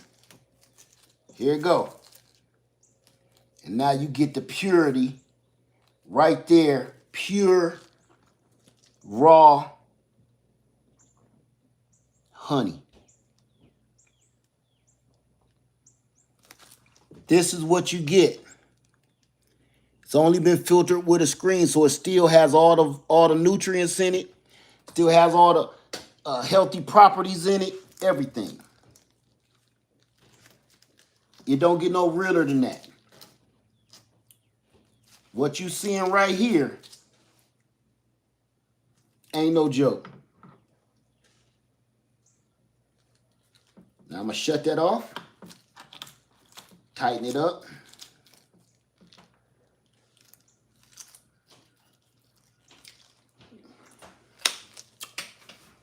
Oh God, that's good.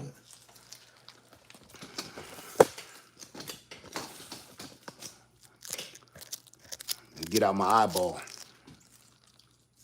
This is what you get. Now that's a lot darker than what we got last month, ain't it? That's that blackberry. This is more of a floral honeysuckle taste right here. And this right here is more of a blackberry, strawberry, caramely taste. But it's still floral, but this is more like a berry. I got some with a little garlic taste to it. I wouldn't put it in no tea, but it'll make a mean barbecue sauce or something, or a glaze. This right here, this would be great in some tea. Why are you putting a block of honey in a jar? Why not? A lot of people love having their honey with some a floating honeycomb in it. So that's a you can't beat that. Ain't nothing better than chewing on some honeycomb that's filled with honey. Oh, ain't nothing like it. So I'm going to put a top on that.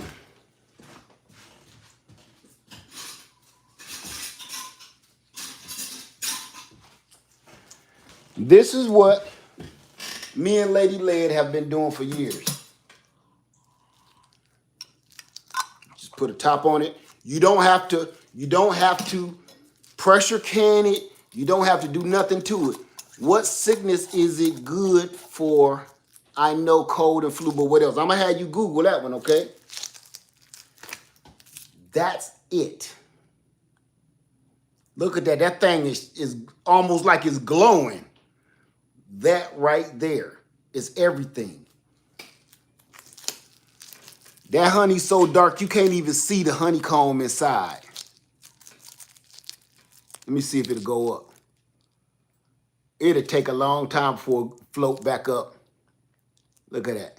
Like a lava lamp. Ain't that crazy?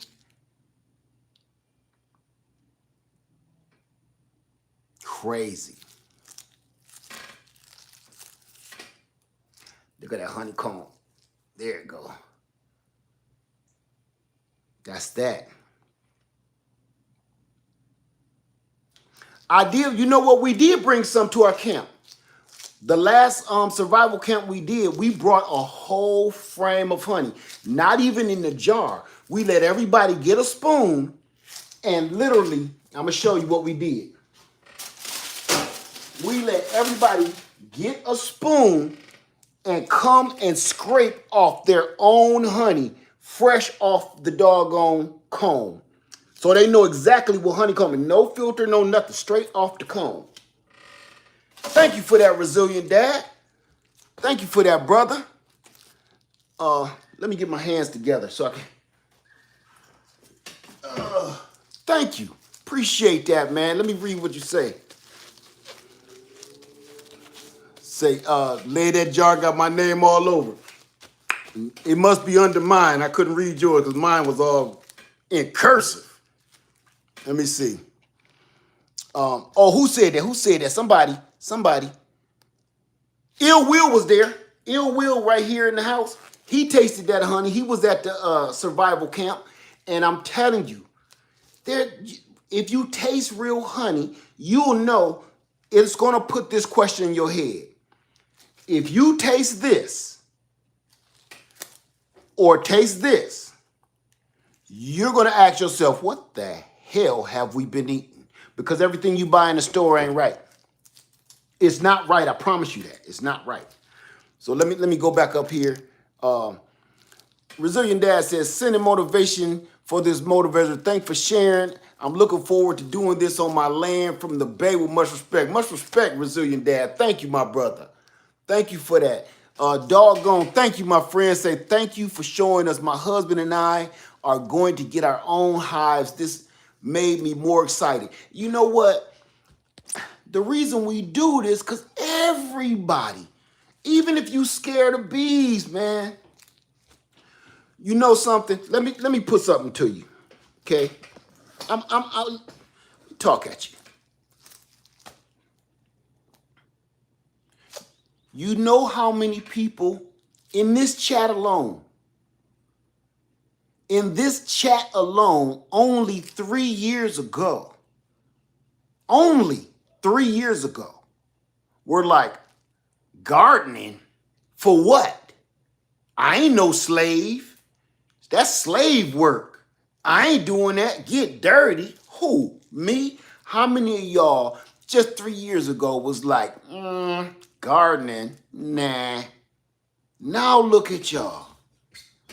Now look, it's so many of y'all would have never thought about putting your hands in no dirt and putting no seeds down there and growing no food and making containers and trellises for your beans and sprouts and melons. I know, I've been watching y'all all grow. I've been watching your channels grow. And then the people that come in that don't have a YouTube channel, but they're on my Facebook page, sending me pictures of their growth over the years. Before, you didn't do this. You didn't do it. You know why you started doing it? Because you knew something is wrong. You started gardening, not because that's your old pastime, not because grandmama did it. You did it because you knew in your heart of hearts, something don't feel right. Growing with Hudson, you knew something don't feel right. Something is in the air that ain't right. You saw them prices going up. You saw the food disappearing. You saw weird stuff going on in the news. Like, wait a minute, is they trying to kill us? You saw that. And you used your own brain, and a lot of y'all prayed on it, was like, Lord, I don't know what I'm doing. I don't know what I'm getting myself into. But something, and I know it's the whisper from your voice, telling me I better learn how to garden and grow something. Y'all don't tell me you didn't hear that, or you wouldn't been doing it. You heard that. You heard it. Now, you were the only one that heard it. So the rest of your family think you're stark raving mad. The rest of your family think you're crazy. You stocking up beans and rice and stuff in Mylar bags and 5-gallon buckets. You don't start pressure canning your husband or your wife. Like, what you mean you about to buy a $300 pressure canner? For what? To do what? What you about to do with that? Everybody in your family think you nuts. That was only 3 years ago. Some of y'all got children that ain't even 3 years old. That was only this many, like a little kid that say, I'm this many years old. That was only 3 years ago. Now look at y'all. I look at y'all gardens, so beautiful. And I wanted y'all to start a channel because I don't want you to think I'm the best gardener in the world, because I sure the hell ain't. I just garden to grow food. I'm in no competition. But now y'all see exactly where I was coming from. Now y'all is out there putting your hands in the dirt and this the best part. This the best part. Ain't nobody making you do it. Ain't nobody forcing you to go out there every morning and every afternoon before work and after work to go out there and see what been messing with your garden or to water your stuff or to get more seeds in the dirt because something been scratching around. Ain't nobody making you do that. Have you ever thought about what drives you now? What drives you? It's natural, ain't it? Nobody's making you do it. Y'all waking up earlier? Oh my God. Oh, what time is it? It's going to be 90 degrees today. I got to get out there and get them seeds in the dirt because it's going to be too hot. Nothing. Nobody's making you do it in your whole household. Matter of fact, people in your household would prefer you not do it. Something else is driving you. You don't even know it. That's because it's ingrained in us, and it's been ingrained in us since the beginning of time. Everything that you feel when you go out in that garden, whether even if you failing, you feel it in here like, I got to do better than this. Nobody's punishing you. Nobody's reaching out like, man, that look awful. That was terrible. You messing up. You screwing up. You don't know what you're doing. Nobody's there to punish you. You know in here that you got to do better. Have you just stopped and thought about that? Like, what's driving you? I'm going to tell you what's driving you. Your DNA and what been instilled in you since you came from the heavens. That's what's driving you. Well, with all that being said, how do you think I became a beekeeper? I don't know nothing about no damn bees. I didn't. Never in a million years even thought about doing something so insane. You mean to tell me I'm going to have thousands of little flying bugs with stingers on their butts in my face? I'm going to have on a NASA spacesuit in 100-degree weather and trying to steal their honey? Nothing about that sounds like it make no damn sense. Nothing about what I just said sounds like it made no sense, but it was something inside of us that was driving us to do the research, to learn to do what we didn't know nothing about. So that, don't say you ain't gonna become no beekeeper. Don't say it. You know why I say don't say it? Because you gonna say it and the Father gonna make you out to be a liar. You don't want to do that. The Father gonna make you out to be a liar.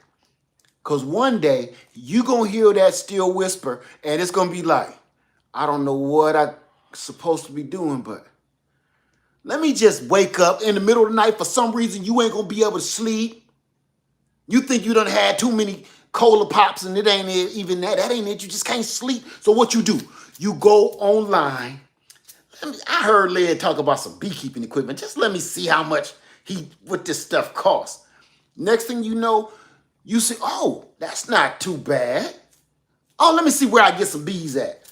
And that's a little pricey, but for honey, all the time, tapless honey,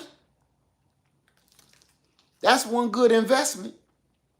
Next thing you know, like hundreds of us right here on YouTube, you're going to be in your backyard doing what you just saw me and my wife do. You're going to be cutting up honey cubes, putting them in jars, filling them with honey a couple times a year, every year. All of your stuff in your garden going to be pollinated. Your apple trees, fruit trees, your vegetable gardens, everything is going to be pollinated because your bees is handling their business. And you did that because you actually listened to that still voice that was bedded inside of you. I didn't do it. Don't blame it on me. Like Life Jennings said, I'm just a messenger. I didn't do it. So don't ever say you ain't gonna keep no bees because you scared of bees. Don't say it. You think I wasn't? You think I want to be before I knew anything, I thought a bee was a bee was a bee. I thought all they do is sting you, you hurt, and cry. That's what I thought bees was. I didn't know bees are just like freaking dogs. They ain't all the same at all. You got a wasp, you got a hornet, you got a honeybee, you got a dirt dauber, you got all these different bees to do different things. You got a carpenter bee, you got a bumblebee, and all of them, what we see is, get that off me, it's gonna sting me. That's all we see. But you don't even know the last thing a honeybee want to do is sting you, because when they sting you, is one of the only bees that when they sting you, they die. And the only thing they're willing to die for is to save the queen. So if the queen is not in jeopardy, they ain't thinking about you. If you go in there and you tiptoe around that hive, they're not thinking about you. They will even land on you and drink the salt off of your arm. You could sit there just like this and watch them drink the salt off your arm, because yes, bees need salt. So they'll drink the salt. If you don't move, they will drink the salt off your arm, off a honeybee. It'll get what it needs and it'll fly away right back to the hive. Your salt from your hard work, sweat, and tears, you just help make the next batch of honey. Or feed the larvae, feed the brood. It's a circle. It's a cycle that we don't pay no attention to. It's so much more complex about bees that our ignorance knows no bounds when we talk about bees. We don't know what we're talking about. You ever hear somebody talk about the basketball game and they don't know nothing about the basketball game, but they just trying to fit in? You know what I'm saying? They come in there, room full of people in there. We talk about, hey man, you see what Kobe did last night? Man, look here. I don't know nothing about basketball. So I'll be like, yeah, that was a good game. I saw him hit that goal. That goal, woo, that boy was nasty. Everybody in the room gonna look at me like, you saw how he hit that goal. This dude, he hit that goal, huh? I see. I didn't catch the whole game. I just kind of caught the end where, you know, he hit the goal. He did hit the goal, didn't he? Nah, he didn't. He didn't hit the goal. You sure you wasn't watching soccer? You said Kobe. Oh, cheese. Yeah. I love Kobe cheese. You talk about cheese? Because, man, my wife got these little crackers. Man, get this dude out of the break room. Why are you even in here, man? You go over there and you eat with the children. You coming in here and talk about Kobe cheese. We talking about the game last night. That right there is when you don't know nothing about beekeeping. You say, ooh, I'm allergic to bees. You don't know what bee you allergic to. That's like saying, look, I'm allergic to dogs. You might just be allergic to wiener schnitzels. You don't know if you're allergic to pit bulls. You don't know if you're allergic to Rottweilers. You don't know if you're allergic to their saliva or their hair. So when we spew stuff out like that, we just show our ignorance, where sometimes, instead of me talking about Kobe and the points he scored through the goal, just shut up and listen. You learn something. Right? So I ain't gonna keep y'all. I just wanted to show y'all that first part of this live. We just poured our very first jar of honey. You saw it from the beginning to the end. If you wanted to see me and Lady Lead literally pull these exact frames out of the hives, I'm going to put that video at the very end of this video, so you can click on that and watch us pull these frames out of the hive, bring them in the house, and then you guys sat here and watched me do this. You just saw 100% of the whole process. Now what I'm going to do, I'm going to put a date on here.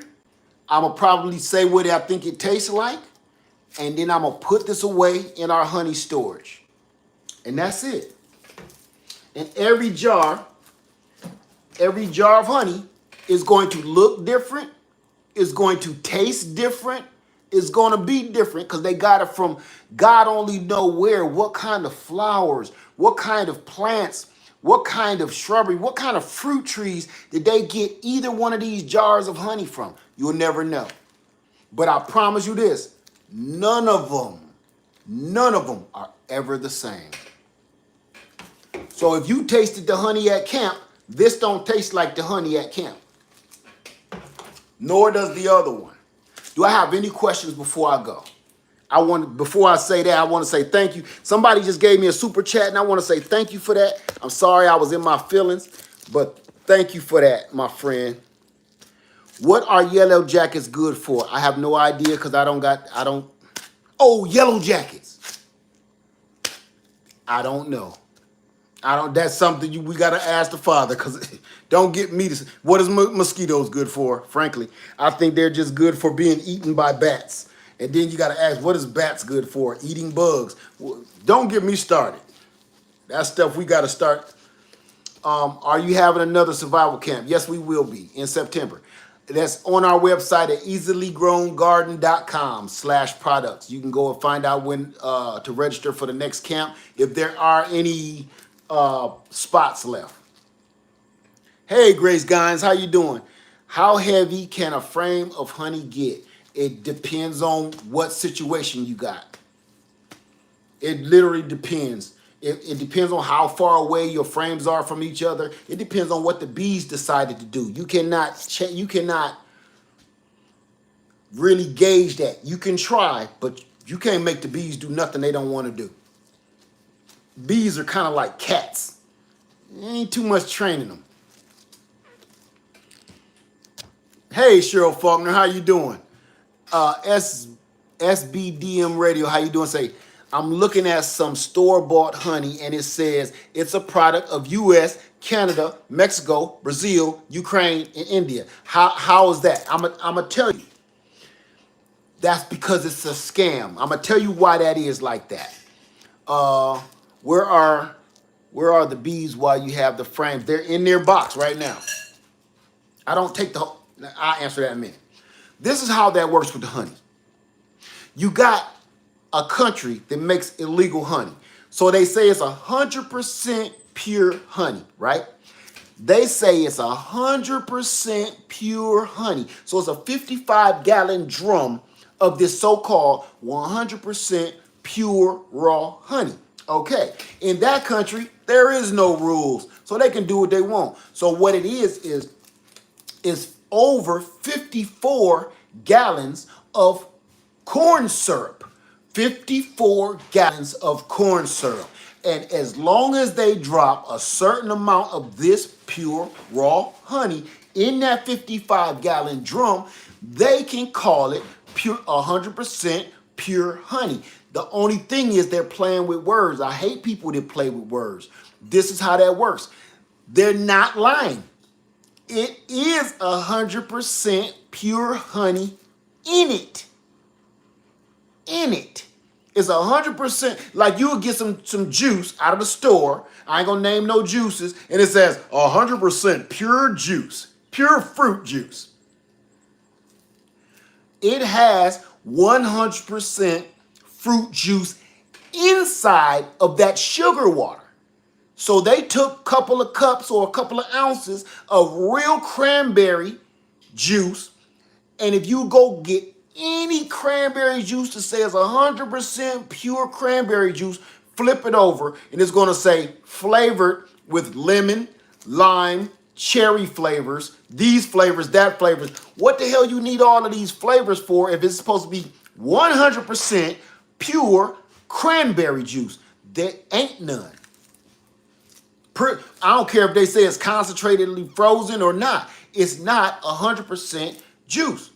So they do the same play on words with honey. So this is why it says it's been through U.S., Canada, India, Korea, all of that. This is why. Because one country starts out. Say it's India. No, let's say it's China. China cannot ship and import honey straight to America no more because we know what they do. We say, y'all can't ship no more honey over here to us because we know it's trash. So China gets smart and say, okay, so this is what we're going to do then. We're going to ship the honey to India.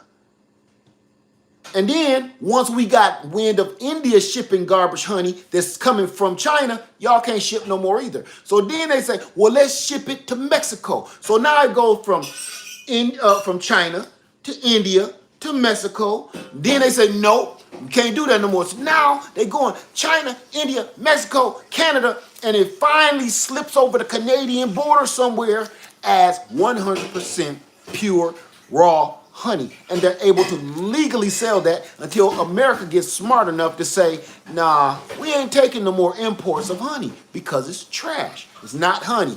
It's real 100% honey inside of this 55-gallon drum, but it might just be this much. That's how that works.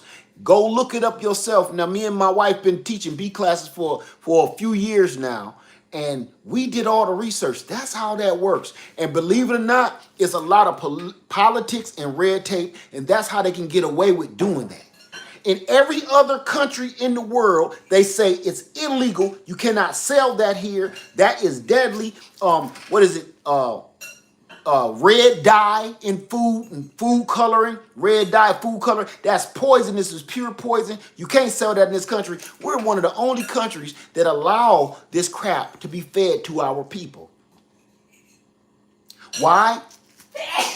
Bless you, honey. Not for sneezes, for money. You grease somebody's palms and stuff starts sliding through the back door. That's how this is why I know you should become a beekeeper.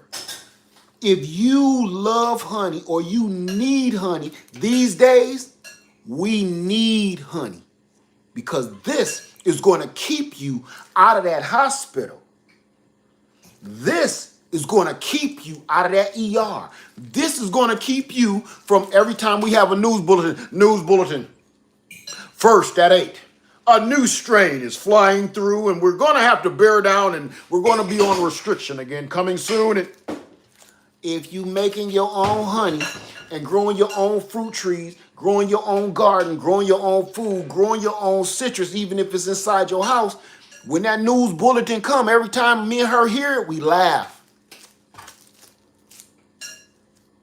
We laugh. Because we like, oh, they ain't gonna get us with that again. No, fool me once, shame on me. You ain't gonna get me with that no more, son. No, and if I get took out, it was the Father's will. I'm not gonna let people just control my ins and outs. If you ain't doing your own due diligence, then you at the mercy of the man. Remember what I told you about that puppet? If you ain't thinking for yourself, you're a puppet, and you need somebody to jam their hand up your crack for you to talk and think right. This hand is the rest of this world. That hand is the media. That hand is the news. That hand is the politicians. If you ain't smart enough to start thinking for yourself and start making some real decisions for yourself, you're nothing more than a puppet and you're taking up space. Scoot to the side and be a puppet. That's all I'm saying. This food in the store, the prices is going up. Listen, make this make sense to me. How you gonna feed us garbage, feed us chemicals, feed us poison, and then make us pay a premium price to kill ourselves? Now, they ain't just trying to kill you no more. They making you pay for it. Not anything, they making you pay a premium price to literally off yourself. We're going in the stores and paying top dollar to take our own selves out. Then you get sick enough where you gotta go to the hospital. Listen, I'm gonna say this and I ain't gonna get in deep on it because I go all day. There is no other profession. There is no other profession in this country. Listen to me close. There is no other profession that you can walk into this office and they don't give you a price. You don't ask the price. You don't ask no questions. They can tell you whatever they want to. You don't know the price until you sitting at home comfortably one day, and then anywhere from 30 to 90 days, you get a bill in the mail for $40,000. What other profession, what other job, what other facility on the planet can do that? The medical profession can do that. So why don't we ship all of our crooked crap towards that? That's the only thing that they know that we need, that we're not allowed to ask, how much is that? When you go into a shop to get your car fixed, you know steam is coming out the front of the hood. You pretty much know what's going on there. You pretty much know this is not going to cost you over $5,000. You go in there and you ask the mechanic, how bad is it?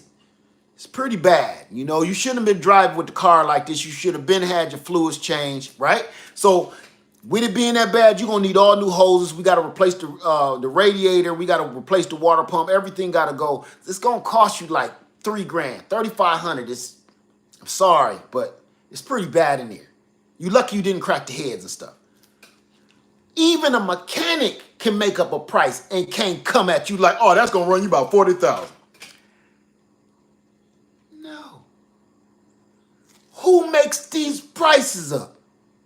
Where did you make? Wait a minute. I came in here because I had like I had food poison. I went to that restaurant. I didn't feel good. I came in here puking. You gave me some Mylanta. You gave me some freaking Mylanta and some Pepto-Bismol. Sent my butt home the same night. Made me sit in this hospital for freezing half to death with no cover over my toes. And then you sent me home at 4 in the morning. Get home. And I'm thinking everything cool. We paid our copay. I gave you my insurance card from my job or from my insurance, which should have covered it. And then 90 days later, I get a bill in the mail for $40,000 because they said, oh yeah, that insurance you paying a premium for every month to stay alive, yeah, that doesn't cover Mylanta. The Pepto-Bismol was covered. That was $395. But our brand of Mylanta costed $40,000. Who you gonna discuss that with? Who can you contend that with? Who are you gonna go to blows with? Ain't no manager. You can't go say, I want to talk to the manager. I need to talk to the manager. Somebody go get the manager in here. Not in no hospital. So they know that they got us by the balls.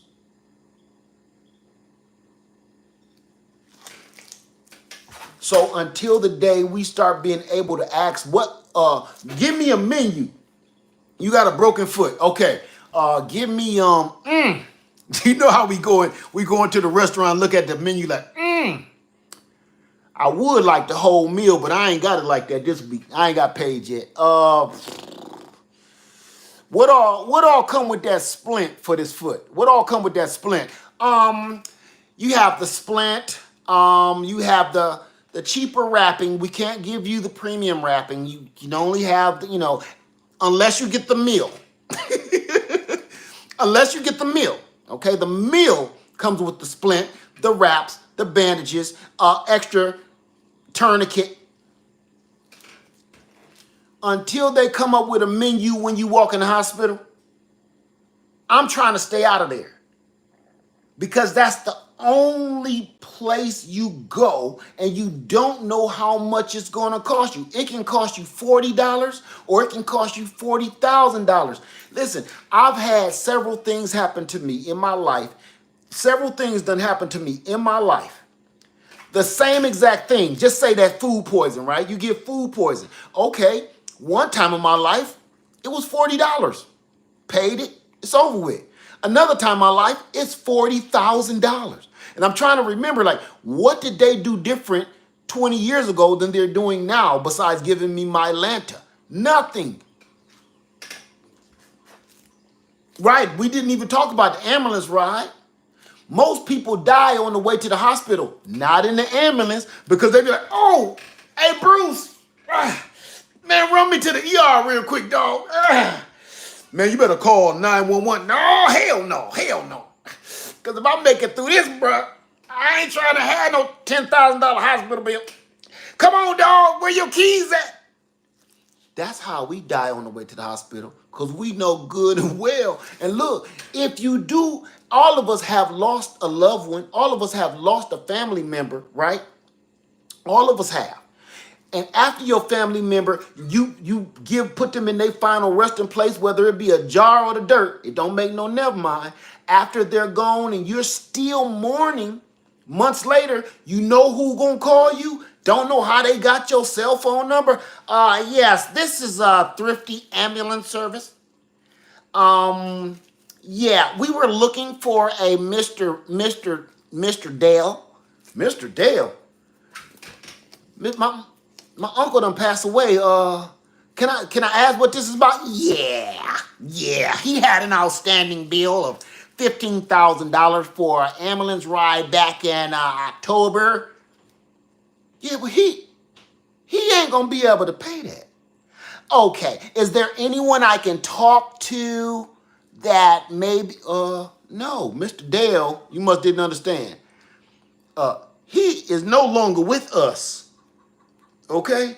So if you want to talk to Mr. Dale about his $15,000 ambulance bill, I advise you to go to the nearest church, drop to your knees, put your hands together like this here, look up to the Lord, and try to channel Mr. Dale, because that's the only way you're going to talk to him about that bill. We don't want to hear about it. I'm his nephew. I don't want to hear about my Uncle Dale's bill. They will try to get that money out of the grieving, mourning family. Yeah, we know he passed, but we were wondering if you got 5 on it. I know the song. I got 5 on it. No, we don't. His insurance should have covered that. Yeah, we don't take his insurance. All of us have family members that have passed and dealt with that. So that's why a lot of our folks die on the way to the hospital because of the ambulance bill. Bro, it's just a little indigestion. I told you not to put that spicy sauce on them ribs. Oh, man, pull the Buick around, bro. Pull the Buick around. Get me to the hospital. We die on the way to the hospital. Because some of us rather take that risk and take that last crap shoot than your whole family trying to owe and pay off $15,000. The roof is leaking before you passed away. Y'all didn't know how y'all gonna get that put on, and that was only $4,500. You think you want to leave a $15,000 ambulance bill to your family? That's why a lot of us die on the way to the hospital. So the best way I can say to try your best at staying the hell out of the hospital is get out in that garden, plant you some food, go ahead and stop being, you know what I'm more scared of than bees stinging me? I'm more scared of a shot. I'm more scared of them putting a needle somewhere in me than I am of a bee sting. Everybody, ooh, I don't like no bees. They stings you. So do that needle. And you don't know what this is in that needle. Ain't they gonna make you pay for it? That bee ain't. That bee ain't gonna make you pay for it. Now you might be swole. You might be swole for about 3 or 4 days. But you'll live to play. As a matter of fact, all you did, he just helped you immune system for the next bee that's gonna get you. And he probably cured all your doggone seasonal allergies.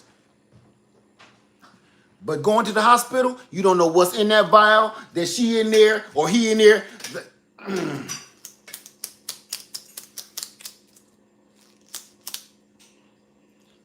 Okay, this just gonna hurt a little bit. I'll be like this. Look, when they about to do it, I'll be like, oh, wait a minute. How much is that? They be thinking I'm scared of it. I'm like, what? How much is that? I don't know. We don't make the prices. Well, go ask the doctor before you put that in me. If you about to poke me with something, go ask him how much this gonna run me. You know how many doctor's appointments I done turned down because I'm like, listen, I promise you. They'll say, okay, we got an appointment set up for you on a Thursday. Is that okay? Yeah, that's cool. Is 11:45 okay? Oh, that's perfect. All right. Okay, so we'll see you Thursday. Hey. Angela, sweetheart, can you do me a favor? How much will it be for me to look you in the face in person? What do you mean? How much is it going to be when I get to that window and you ask me for my insurance card? You're going to also ask me for my credit card. How much is that gonna cost me before I get a chance to see the doctor? Oh, well, you have a copay of $35. Okay. What's the bill though if my insurance don't work? Oh, that's gonna be $479. If my stuff don't work, right? Okay. Now, this is what people don't even ask. After you get in there and you give them your insurance card and give them your credit card just to get to talk to Angela, that's not the same price it costs to go back there and see the doctor. Once they call you at that little door, they say they're going to be calling you at that door right there in the back corner. And once they come out, Mr. Led, that's me over here. You put that magazine down. Y'all be good. Stay safe. You know, you out there with all the rest of the sick people. Y'all be good. Stay safe. Cover that up, bro. You go, soon as you cross the threshold to that door, that's why that nurse or that assistant is holding that door to make sure you get in and make sure she closed that door behind you. Because once that door closed behind you, it's cha-ching. Once you go in that back room, whatever that doctor was going to charge is done. It's a done deal. When I was a nurse, it's a thing called AMA. If you get treated and you start finding out, asking questions like, what y'all plan on doing to me? How much is it going to cost? Oh, I'm out of here. I do that myself. What we have to do is make you sign out AMA. That means you going out on your own will. If you go down this elevator or these stairs and have a heart attack and die, that was your fault. You cannot sue us. So you have to sign that paper saying you on your own free will, you left on your own recognizance. And guess what? If something happened to you, we ain't even liable to come and help you no more. You're on your own. So we had you sign that paper. You leave, you drop dead out there or get sick and start clutching your chest out there in the front lawn of the hospital. We was like this. He signed the paper. Nothing you can do. It's no different. Or if you sign that paperwork, you already been admitted into the hospital. You already been admitted into the ER. Once you sign that paperwork, give them your insurance card, give them your ID, give them your credit card. Once you give them that, and you like, look, I'd rather you sit in a waiting room for 3 hours. You like, look, I'll go fix my damn self. I'm going to go suck on a Lifesaver, a Jolly Rancher, and a shot of Jack, and I think I'm going to be okay. You go home, the Jolly Rancher and the Lifesaver and the Jack Daniels actually worked for some reason. You feel better, but you don't even realize you already paid for that doctor's visit. Soon as you gave them your insurance card and gave them your credit card and your information, you can't just turn around and leave. You have already paid for that, and you don't even know what the hell the price was. I done worked in a lot of situations on that whole thing. I know that whole system. Why you think I quit? Because I'm telling you, you got to be half-ass evil to... Once you find out the politics of the medical profession, you start realizing, this is the question. I can't speak for everybody. I can only speak for me. You know what I started feeling like? Damn.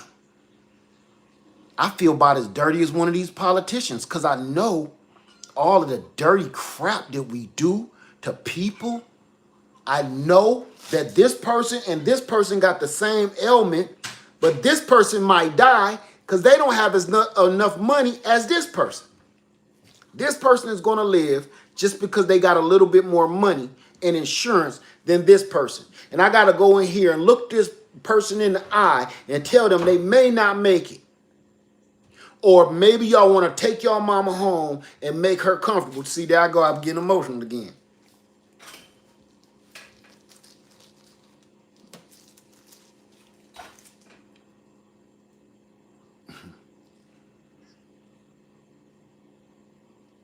That medical profession ain't no joke. But you wonder you wonder what's wrong with all these nurses and doctors. Man, they have a lot of horrible decisions to make every day. So, and it's a lot of nurses out there that most nurses have done it. They know two patients with pretty much the same situation and one ain't gonna make it because they don't got the money. One got insurance through their good corporate job and one is on Medicare or Medicaid. And they ain't gonna get the same good news as the person with the good corporate job. insurance. You got to go tell this person they may not, there's nothing else we can do for you because you can't afford the medication. Anyway, I'm going to leave that alone because I done stirred up my emotions now. Do me a favor. This is how you stay out the doggone hospital. This is how you stay out of there. Grow your own food, eat your own food, raise your own bees, raise your own livestock. We don't got to care about what they pumping the chickens with and filling them full of chemicals and all this weird stuff, making them cockeyed like a 12-gauge shotgun. We don't got to care about none of that because we raising our own chickens, we raising our own quail, raising our own rabbits, growing our own food, got our own bees, making our own wine, making our own citrus, making our own stuff so we can fix ourselves instead of keep on running to the pharmacy. You ever been to the pharmacy and the pharmacist don't even know what she talking about or he talking about? Or they give you the wrong prescription by accident? You're at the mercy of some jackass that don't even know what they're doing, or they may have had a bad day, or they may be overworked and tired and accidentally put the wrong medication in the wrong tube because they're overworked. Not that they're out to kill you, but they're overworked and underpaid. And if they don't work, they don't eat. If they don't work, they don't pay no rent. If they don't work, they are homeless. Everybody, thank you for being here. Didn't mean to do this long, as usual. Let me finish spinning this honey. Everybody have a wonderful day. All right. Live Farmer 73. I hope this helped you. I'm going to try to chop this video down so I don't go spewing out all of my feelings and emotions as usual. Everybody have a wonderful day. Live Farmer 73. I love you, and I'm out.